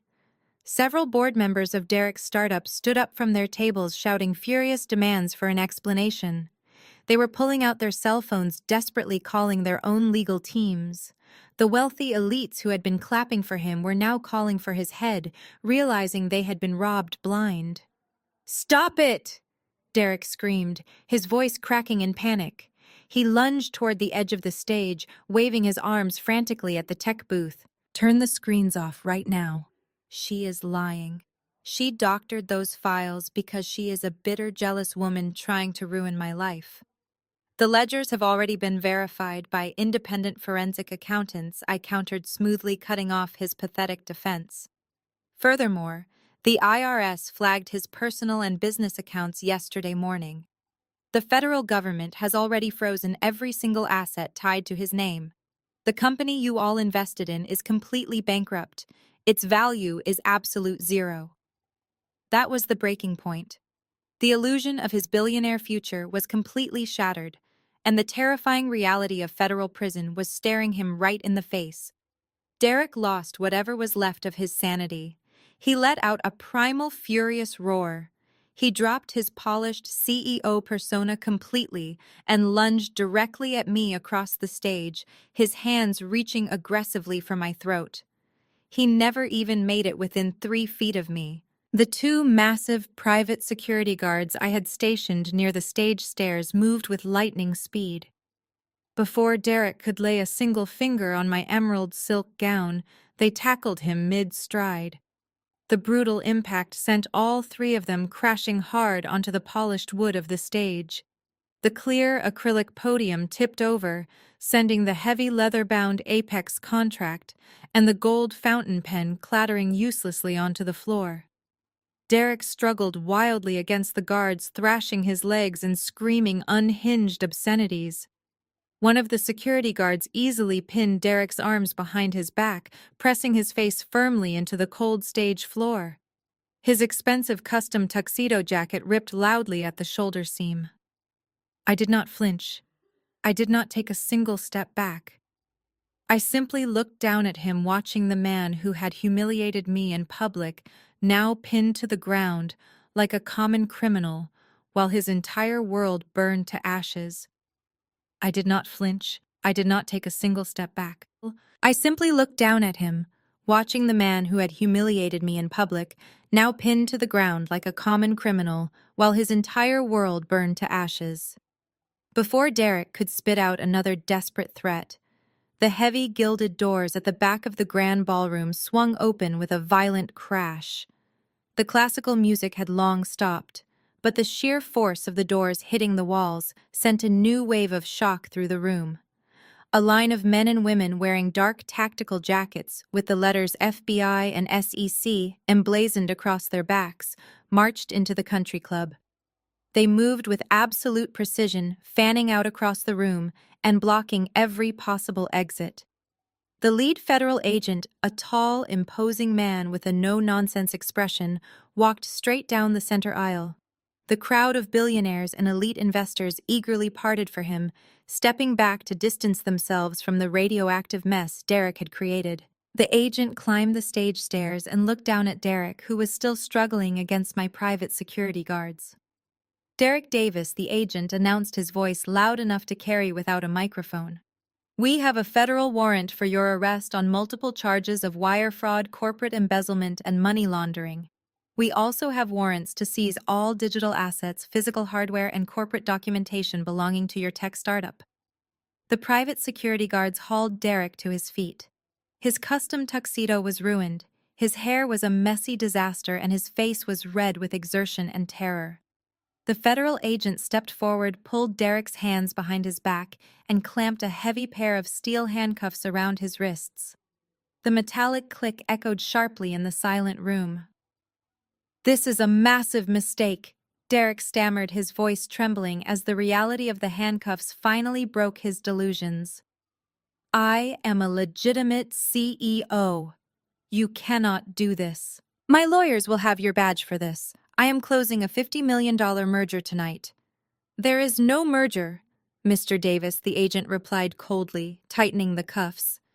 "Your company accounts were seized at 6 o'clock yesterday morning. You are broke, and you have the right to remain silent. I highly suggest you start using it." As the agents began to drag him toward the stairs, Derek's frantic eyes scanned the crowd. He was looking for anyone to save him. He was looking for the wealthy investors he had spent years kissing up to, but they were all turning their backs, whispering rapidly to their own legal teams. He looked for Sierra, but she had vanished into the night, abandoning him the second her trust fund was threatened. Finally, his desperate gaze landed on the front row. "Mom!" Dad Derek screamed, his voice cracking with pure desperation. "Call the lawyers. Get the house money. You have to bail me out. Tell them I am innocent. Help me." Howard and Brenda stood frozen in their spots. They looked like statues carved out of pure horror. Brenda had both hands pressed tightly over her mouth, her eyes wide and unblinking.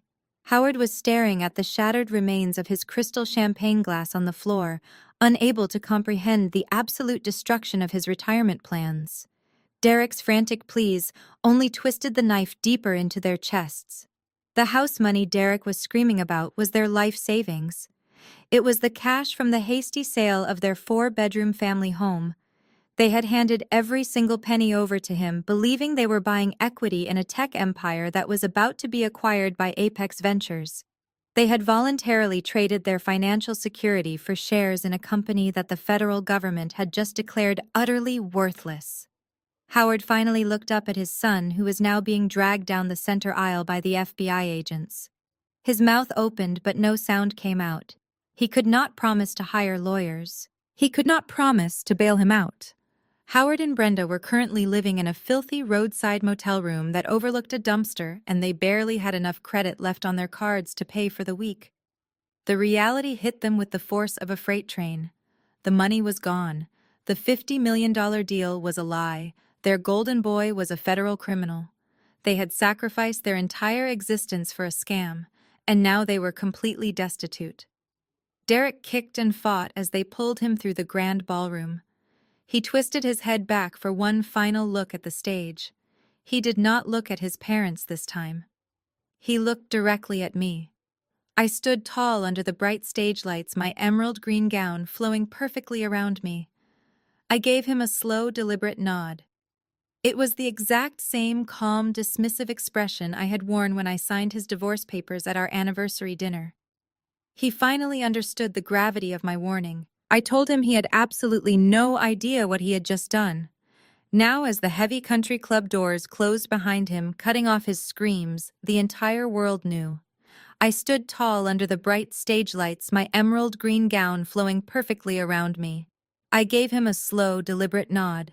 It was the exact same calm, dismissive expression I had worn when I signed his divorce papers at our anniversary dinner. He finally understood the gravity of my warning. I told him he had absolutely no idea what he had just done. Now, as the heavy country club doors closed behind him, cutting off his screams, the entire world knew. The grand ballroom remained in a state of stunned paralysis for several long seconds. The high-powered investors and venture capitalists were still processing the sheer magnitude of the fraud that had just been exposed right in front of them. But the silence was abruptly shattered by a piercing, hysterical shriek from the front row. It was Brenda. The shock that had temporarily frozen her finally wore off, replaced by a blind, unhinged rage. She pushed past the empty chairs, her face twisted into an ugly mask of pure hatred. She scrambled up the carpeted stairs of the stage, her high heels catching on the fabric of her own dress. "You did this!" Brenda screamed, her voice tearing through the quiet room. "You set him up. You planted those fake files to destroy my son. You ruined our family." She lunged directly at me, her hands raised like claws aiming for my face. But she was slow and entirely predictable. Before she could even cross half the distance to the podium, the same two private security guards who had tackled Derek smoothly stepped into her path. They did not throw her to the ground like they did her son. They simply formed an impenetrable wall of muscle, blocking her advance and firmly grabbing her wrists. "Let me go!" Brenda thrashed wildly, kicking at the guard's shins. "She stole everything from us. She is a criminal. I am going to tear your hair out, you ungrateful little parasite." I did not step back. I looked at the security guards and gave them a subtle nod, indicating they should hold her right there, but let her speak. Howard had finally managed to pull himself up onto the stage, trailing nervously behind his wife. He looked completely defeated, his face pale and sweating under the harsh stage lights. "Natalie, please!" Howard begged, his voice shaking uncontrollably. "Tell them to let him go. Tell them it was a misunderstanding. We gave him the money for the shares. We sold our house. We need that money back right now." I looked down at Howard and then shifted my gaze back to Brenda, who was still breathing heavily in the grip of my security team. Their absolute refusal to accept reality was almost clinical. Even after watching their son get dragged away by federal agents in handcuffs, they were still desperately clinging to the delusion that I was the villain of their story. "I did not set him up, Brenda," I said, my voice projecting clearly without the need for the microphone. "I simply turned on the lights. Your son built his entire life in the dark, relying on your blind financial support to fund his massive ego. I did not ruin you.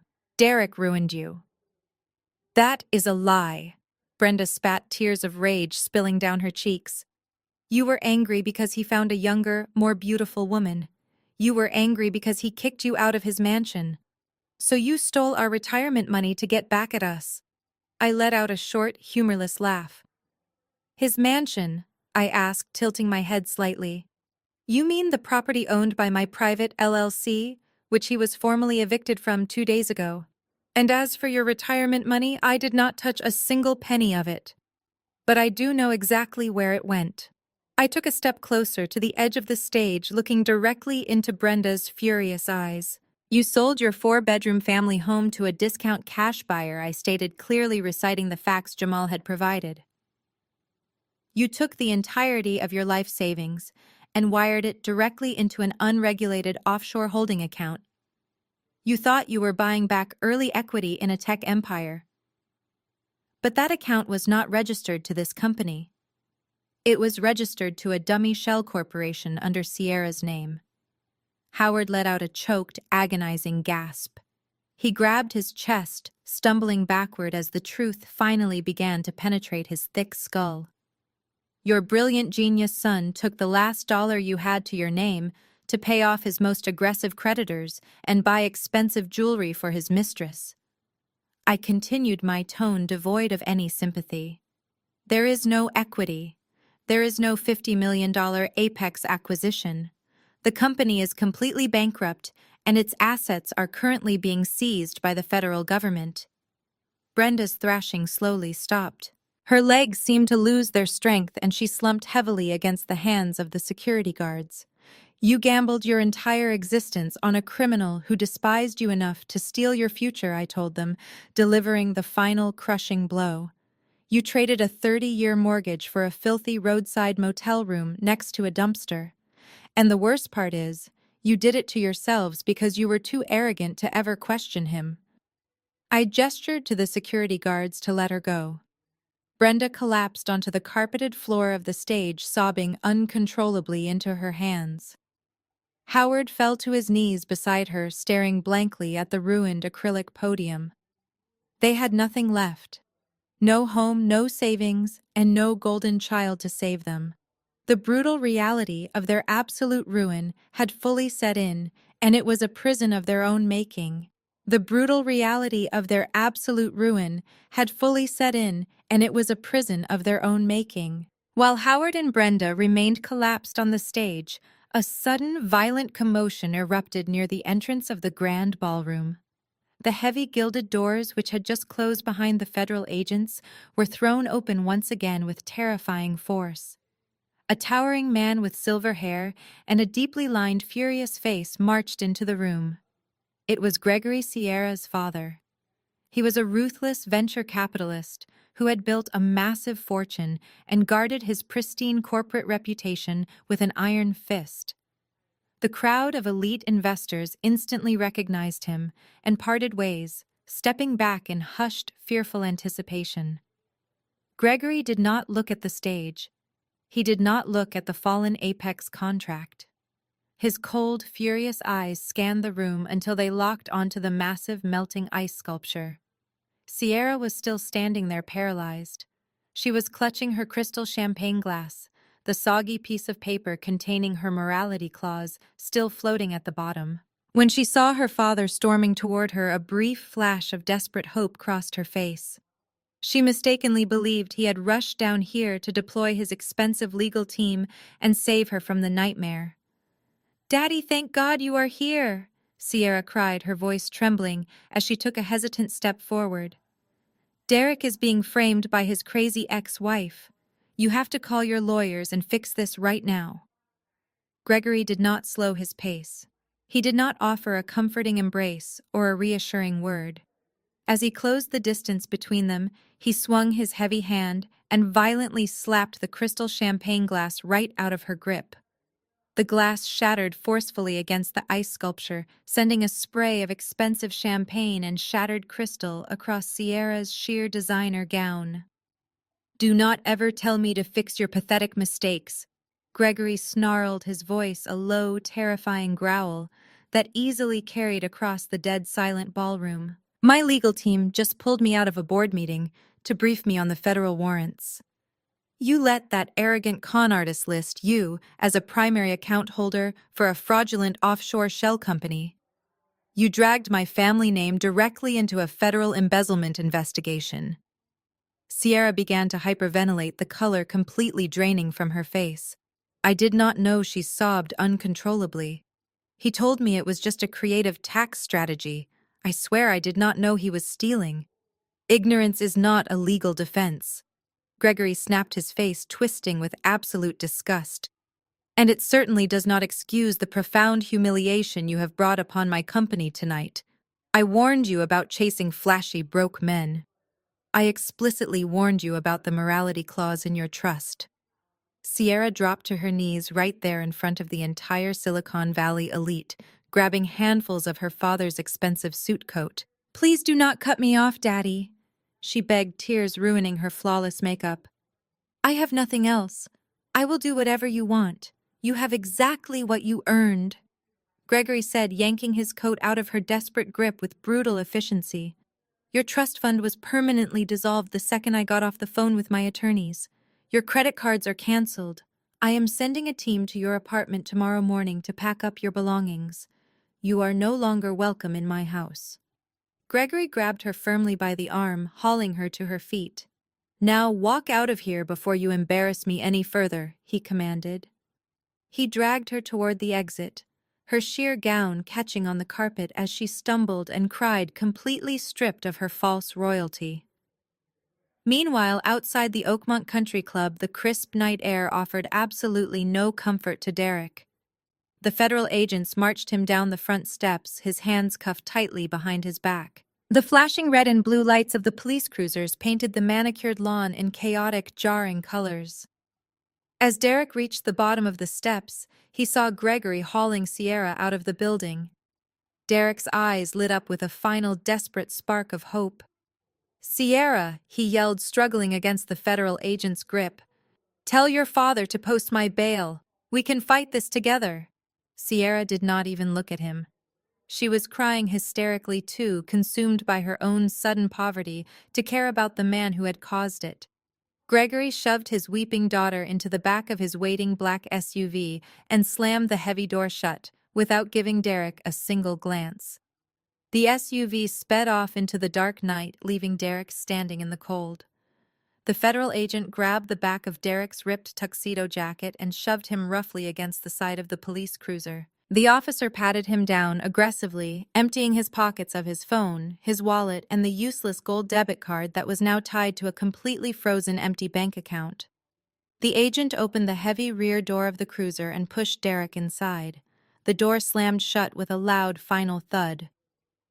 Derek was trapped in the dark, cramped back seat, separated from the world by a thick sheet of plexiglass. He looked out the window at the country club, seeing his name on the massive celebratory banner, illuminated by the flashing police lights. He had no company. He had no $50 million deal. He had no trophy girlfriend to validate his ego. And because of his own blinding greed, his parents were sleeping next to a dumpster. He had absolutely nothing and no one. He was entirely alone. The SUV sped off into the dark night, leaving Derek standing in the cold.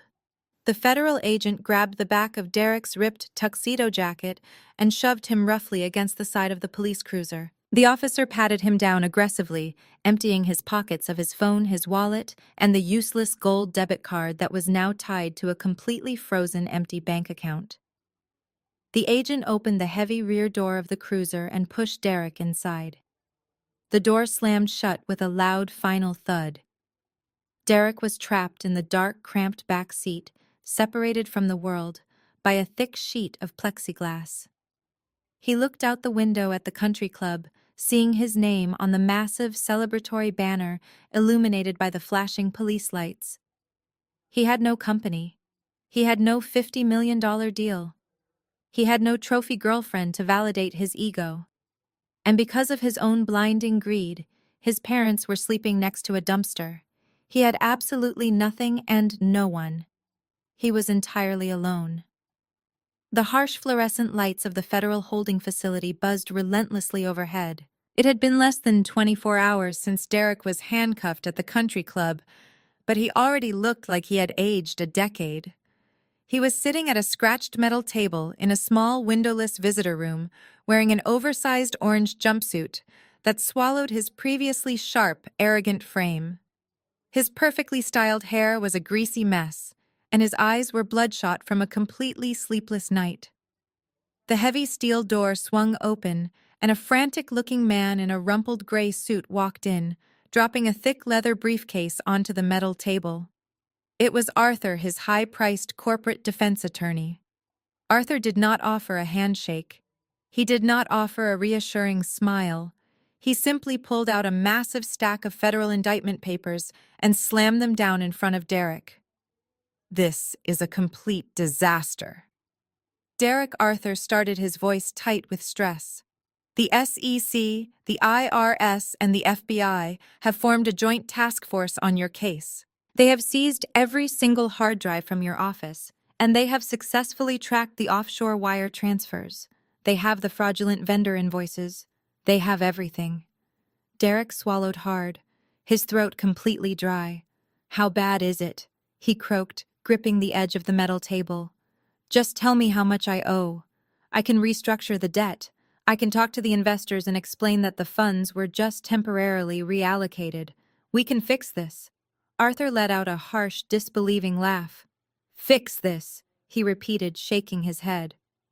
Derek, you are facing over 24 federal charges.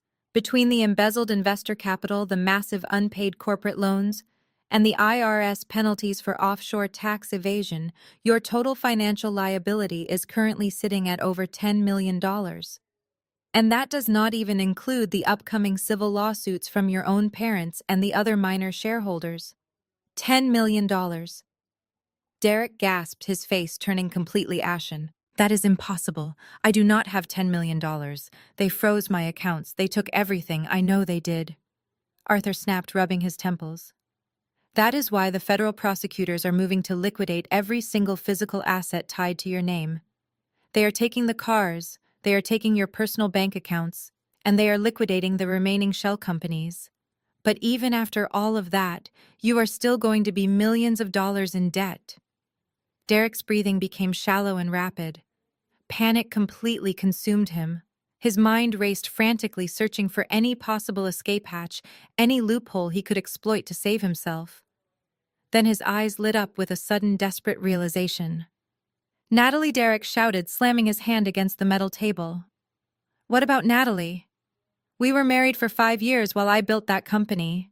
Under state property laws, she is entitled to half of the assets, but she is also responsible for half of the debts. Go after her accounts.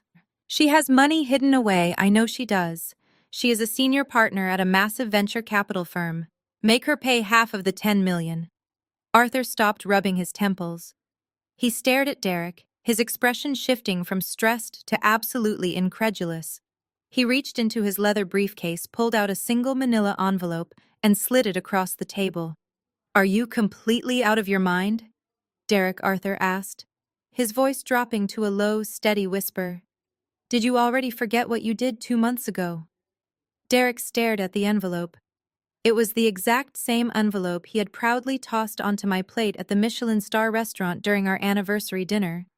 He slowly opened it and pulled out the finalized divorce decree.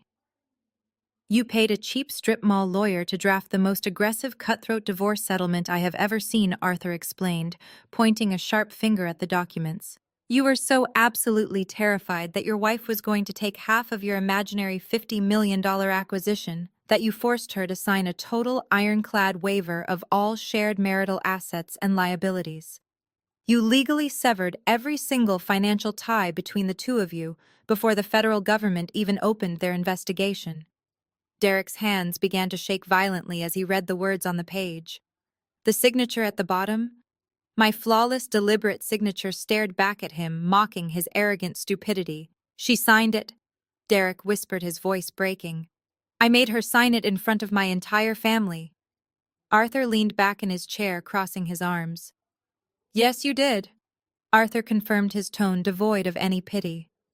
By forcing her to sign that waiver, you accidentally built a massive, impenetrable legal firewall around her entire portfolio. The federal government cannot touch her. Your creditors cannot touch her. She is completely and legally untouchable. You tried to leave her with absolutely nothing, and instead you gave her the perfect shield against your own $10 million disaster. You did this to yourself, Derek. You are going to pay every single penny of that debt alone, and then you are going to federal prison. You are going to pay every single penny of that debt alone, and then you are going to federal prison. Exactly 2 months had passed since Arthur delivered that crushing reality check in the sterile federal holding facility. We had now officially reached the exact timeline I whispered about at our anniversary dinner. The relentless San Francisco sky had opened up early that morning, unleashing a torrential, freezing downpour over the financial district. The heavy rain washed the city streets clean, but it offered absolutely no salvation to the 4 miserable figures huddled together on the wet pavement outside my office. The headquarters of Apex Ventures was a towering monolith of sleek black glass and steel. It was an impenetrable fortress of immense wealth and corporate power. For the past 3 hours, Derek, Howard, Brenda, and Audrey had been standing just beyond the protective overhang of the main entrance, completely exposed to the bitter wind and the freezing rain. They were not allowed inside. The building security team had been given strict orders and high-resolution photographs of their faces. The moment they had tried to push through the revolving doors earlier that morning, a team of armed guards had physically escorted them right back out to the wet sidewalk. Audrey had tried to scream at the guards, claiming she was a vital internet personality who demanded respect, but the guards simply locked the doors and walked away. I stood near the floor-to-ceiling window of my top-floor penthouse office, looking down at them through the sheet of falling rain. They looked like drowned rats. The contrast between their current pathetic state and the unbearable arrogance they had displayed just 8 weeks ago was staggering. Derek was leaning heavily against a concrete planter, shivering uncontrollably. He had somehow managed to secure a predatory bail bond, likely by putting up the last remaining scraps of his parents' possessions as collateral. But his temporary freedom came with a heavy physical reminder. Even from my vantage point, I could clearly see the bulky black plastic of a federal GPS ankle monitor strapped tightly around his lower leg, protruding awkwardly from beneath the hem of his soaked trousers. His expensive tailored suits were gone, replaced by cheap, ill-fitting clothes that clung tightly to his shivering frame. His hair was plastered to his forehead, and he kept wiping the driving rain from his eyes, staring desperately at the glass doors. Standing right next to him were Howard and Brenda. 2 months of living in a bug-infested roadside motel had entirely stripped them of their elite country club facade. Brenda was wrapped in a cheap yellow plastic rain poncho, her usually perfect hair hanging in wet, tangled strings around her pale, exhausted face. She was hugging herself tightly, her teeth visibly chattering in the cold. Howard looked completely hollowed out. His shoulders were slumped, and his posture was entirely defeated. He was holding a flimsy, broken umbrella that was doing absolutely nothing to stop the relentless downpour. They had traded their luxury cars, their spacious family home, and their pristine credit scores for this exact moment. They were entirely bankrupt and completely broken. And then there was Audrey. Her viral social media career had imploded the second her federal credit card fraud charges became public record. After Jamal legally separated from her and froze her access to his money, she had been forced to move into the cramped motel room with her parents. She looked absolutely miserable. Her designer makeup was running down her face in dark, messy streaks blending with the rain. She kept stamping her feet in puddles, complaining loudly to her brother and her parents, but they were too exhausted and defeated to even acknowledge her whining. The influencer who had proudly filmed my divorce ambush was now just another broke, angry woman standing in the rain. I watched them bicker among themselves on the sidewalk. Through the high-definition security feed playing on my monitor, I could see Derek yelling at his mother, waving his hands frantically, while Brenda covered her face and cried. Audrey was pointing an angry finger at Derek, clearly blaming him for her own financial ruin. They were turning on each other, completely consumed by the toxic greed that had defined their family for decades. They had spent years united in their hatred and mockery of me, but the moment the money vanished, their family loyalty completely evaporated. They were standing out there because I had blocked all of their phone numbers. My lawyers had returned all of their desperate letters unopened. I had completely erased them from my life, and they were suffocating in the vacuum. They knew that I was the only person left on the entire planet who possessed the financial power to save them from total annihilation. They had come to beg. I turned away from the glass window and picked up my suit jacket from the back of my leather chair. I pressed a silver button on my desk console, connecting me directly to the lobby security desk. I told the head guard to unlock the front doors and let them into the lobby. It was finally time to go downstairs and end this. I stepped into the private glass elevator. Jamal was already waiting for me inside. He looked entirely different from the exhausted man I had met at that rundown diner 2 months ago. Today he was wearing a bespoke charcoal suit and holding a sleek leather portfolio. As my newly appointed chief financial officer, he had spent the last 8 weeks brilliantly restructuring my venture capital portfolios and proving exactly why he deserved a massive seven-figure salary. We rode down to the ground floor in comfortable silence, ready to face the ghosts of our past. The elevator doors slid open. The lobby of Apex Ventures was a massive expanse of white Italian marble and brushed steel, reflecting the overcast sky outside. Standing in the center of this pristine corporate sanctuary, dripping filthy rainwater all over the polished floors, were the remnants of Derek's family. My security team stood in a tight semicircle around them, making sure they did not track mud any further into the building. The moment Brenda saw me stepping out of the elevator, she completely broke. The last shred of her arrogant country club pride snapped in half. She pushed past Howard and threw herself onto the floor at my feet. She fell hard to her knees, her wet plastic poncho crinkling loudly and echoing in the cavernous lobby. "Natalie, please," Brenda wailed, grabbing frantically at the hem of my trousers. "You have to help us. We have absolutely nothing left. The motel kicked us out yesterday because our cards declined. We spent the night sleeping in a public city shelter on folding cots.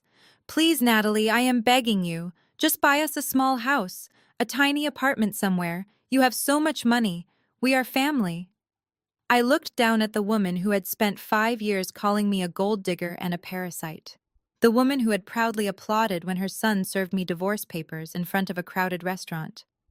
I did not feel a single ounce of pity. While Brenda was sobbing on the floor, Audrey had her eyes locked entirely on Jamal. She took in his expensive tailored suit, his confident posture, and the undeniable aura of wealth and authority he now carried. Her jaw dropped open in shock.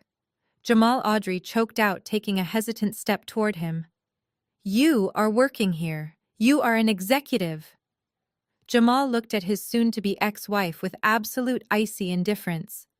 "I am the chief financial officer of this firm, Audrey," he replied, his voice steady and professional. "And you are trespassing in my lobby." Audrey burst into tears, rushing forward to grab his arm, but a security guard immediately blocked her path. "Jamal, please," she begged, her voice cracking with desperation. "I was wrong. I was so stupid. Derek manipulated all of us. He lied to me and made me turn against you. I love you, Jamal. Please drop the divorce and let me come home. I will change. I will delete all my social media. Just take me back." Jamal did not even blink. "There is no home for you to come back to, Audrey," he said, his tone devoid of any emotion. "The house has already been sold. The trust is sealed. And my lawyers informed me yesterday that the district attorney is officially moving forward with your felony fraud charges. You do not need a husband right now. You need a very good public defender. Now step back before I have you arrested for harassment." Audrey let out a devastated wail, covering her face with her hands and backing away. She bumped into Howard, who was just staring blankly at the floor, completely broken by the reality of his family collapsing in real time. He did not even try to help his wife up from the wet marble. The grand patriarch of the family was now just a silent, hollow shell of a man. Brenda continued to sob at my feet, her tears mixing with the dirty rainwater pooling on the pristine white marble. "You cannot just leave us on the street, Natalie," she cried desperately, clinging to my leg. "I am an old woman. I cannot sleep in a shelter again. Please have some mercy." I calmly reached down and peeled her cold, wet fingers off my clothing. I stepped back, smoothing out my suit jacket. "You actively participated in every single cruelty your son inflicted upon me," I reminded her. "You celebrated my humiliation. You happily sold your home to fund his criminal enterprise because you wanted to be richer than your friends. You gambled your own life away. Do not project your consequences onto me." Brenda collapsed, completely pressing her face against the cold floor and weeping uncontrollably. Howard finally slowly reached down to pull her up, his hands shaking violently. And then there was Derek. He had been standing silently near the glass doors, watching his mother grovel and his sister beg. He knew this was his absolute last chance. He took a deep breath, dragging his heavy federal ankle monitor across the marble floor, and stepped directly in front of me. I calmly reached down and peeled her cold, wet fingers off my clothing. I stepped back, smoothing out my suit jacket. "You actively participated in every single cruelty your son inflicted upon me," I reminded her. "You celebrated my humiliation. You happily sold your home to fund his criminal enterprise because you wanted to be richer than your friends. You gambled your own life away. Do not project your consequences onto me." Brenda collapsed completely, pressing her face against the cold floor and weeping uncontrollably. Howard finally slowly reached down to pull her up, his hands shaking violently. And then there was Derek. He had been standing silently near the glass doors, watching his mother grovel and his sister beg. He knew this was his absolute last chance. He took a deep breath, dragging his heavy federal ankle monitor across the marble floor, and stepped directly in front of me. "Natalie," Derek croaked, his voice raw and broken. He reached out with trembling hands and tightly grabbed the lapels of my suit jacket. It was a desperate, possessive grip, entirely devoid of the arrogant entitlement he had worn like armor for the last 5 years. I did not immediately push him away. I let him hold on to my coat, simply watching the pathetic display unfold. "You have to listen to me." Derek pleaded, tears mixing with the rainwater streaking down his pale face. "I was wrong. I was so incredibly wrong about everything. Sierra manipulated me. She got into my head and made me think I needed a younger, flashy partner to be taken seriously in the tech world. She practically begged me to buy her those expensive things. She used my ambition against me." He leaned in closer, his breath smelling of stale coffee and desperation. "You are my true soulmate, Natalie. You always have been. You were the only one who stood by me when I was starting out. You supported me before the company even existed. I threw away the best thing that ever happened to me because I was blind." I stared into his eyes. There was absolutely no genuine remorse there. He was not sorry for cheating on me. He was not sorry for trying to steal my home or humiliate me in public. He was only sorry that he had been caught and that his new trophy girlfriend had immediately abandoned him the second the money disappeared. "I know you have the resources." Derek continued, his grip on my jacket tightening frantically. "I saw the way those billionaires looked at you at the country club. You are a senior partner here. You have connections. You can hire the best white-collar defense attorneys in the country. You can pay off the federal restitution and make this entire nightmare go away. We can rebuild. I will do whatever you want, Natalie. I will sign whatever you put in front of me. I will work for you. Just please do not let them send me to federal prison."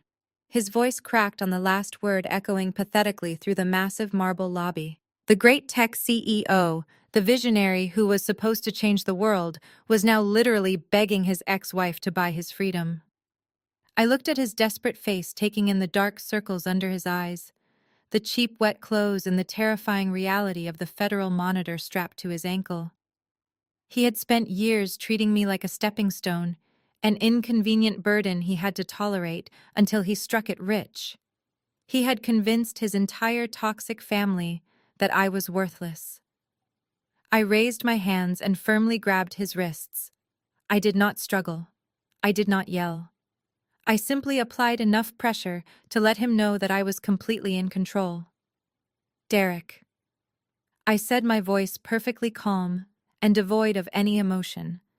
"You did not get manipulated by a 25-year-old assistant.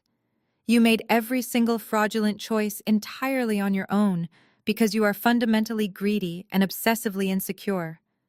You stole millions of dollars to feed an ego you could never legitimately afford."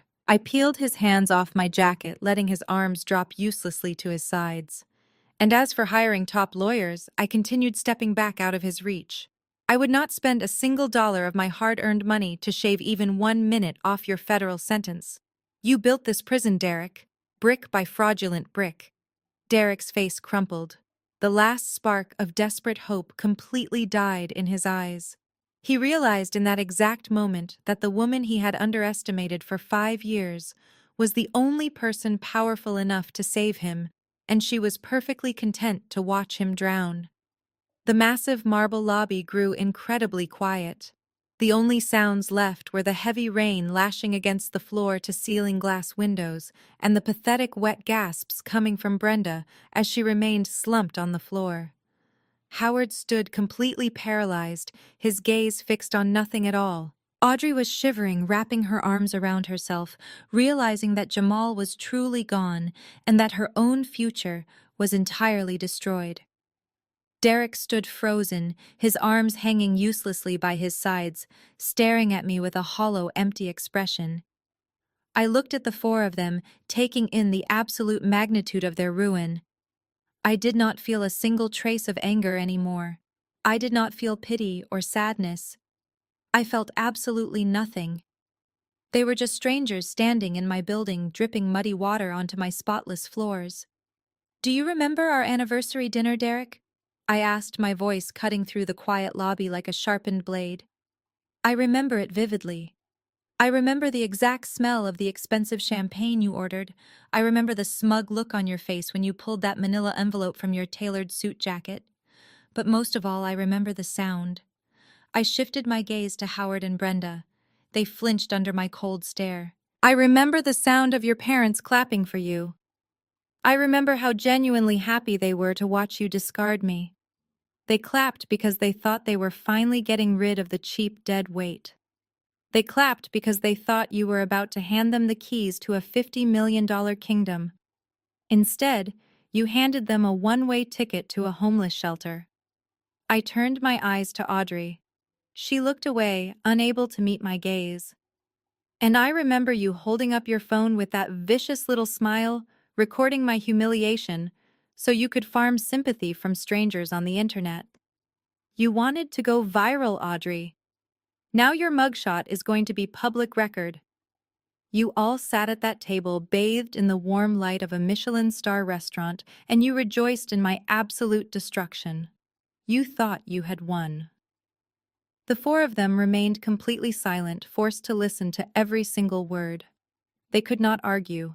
They could not deny it. The memory of their own arrogance was suffocating them right there in the lobby. "You spent 5 years convinced that you were superior to me."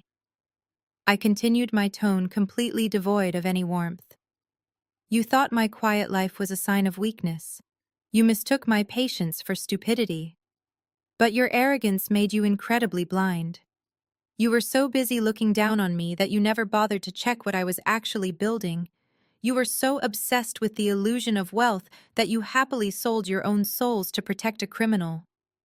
Derek let out a broken sob, shaking his head slowly. He looked like a small, terrified child. "Please, Natalie," he whispered, his voice barely audible over the rain hitting the glass. "Do not do this. I have nothing." "I am not doing anything, Derek," I replied coldly. "I am simply letting the universe balance its own scales. I did not force you to embezzle investor funds. I did not force you to drain your parents' retirement accounts to buy diamonds for a 25-year-old assistant. And I certainly did not force you to hand me an ironclad waiver of all marital assets and liabilities. You orchestrated this entire tragedy entirely by yourself.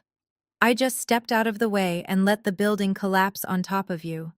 I looked at his hands, which were still hovering nervously near the fabric of my suit jacket.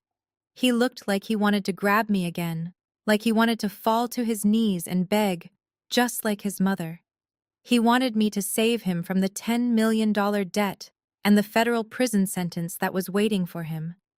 "You wanted me out of your lives," I said, delivering the final devastating blow.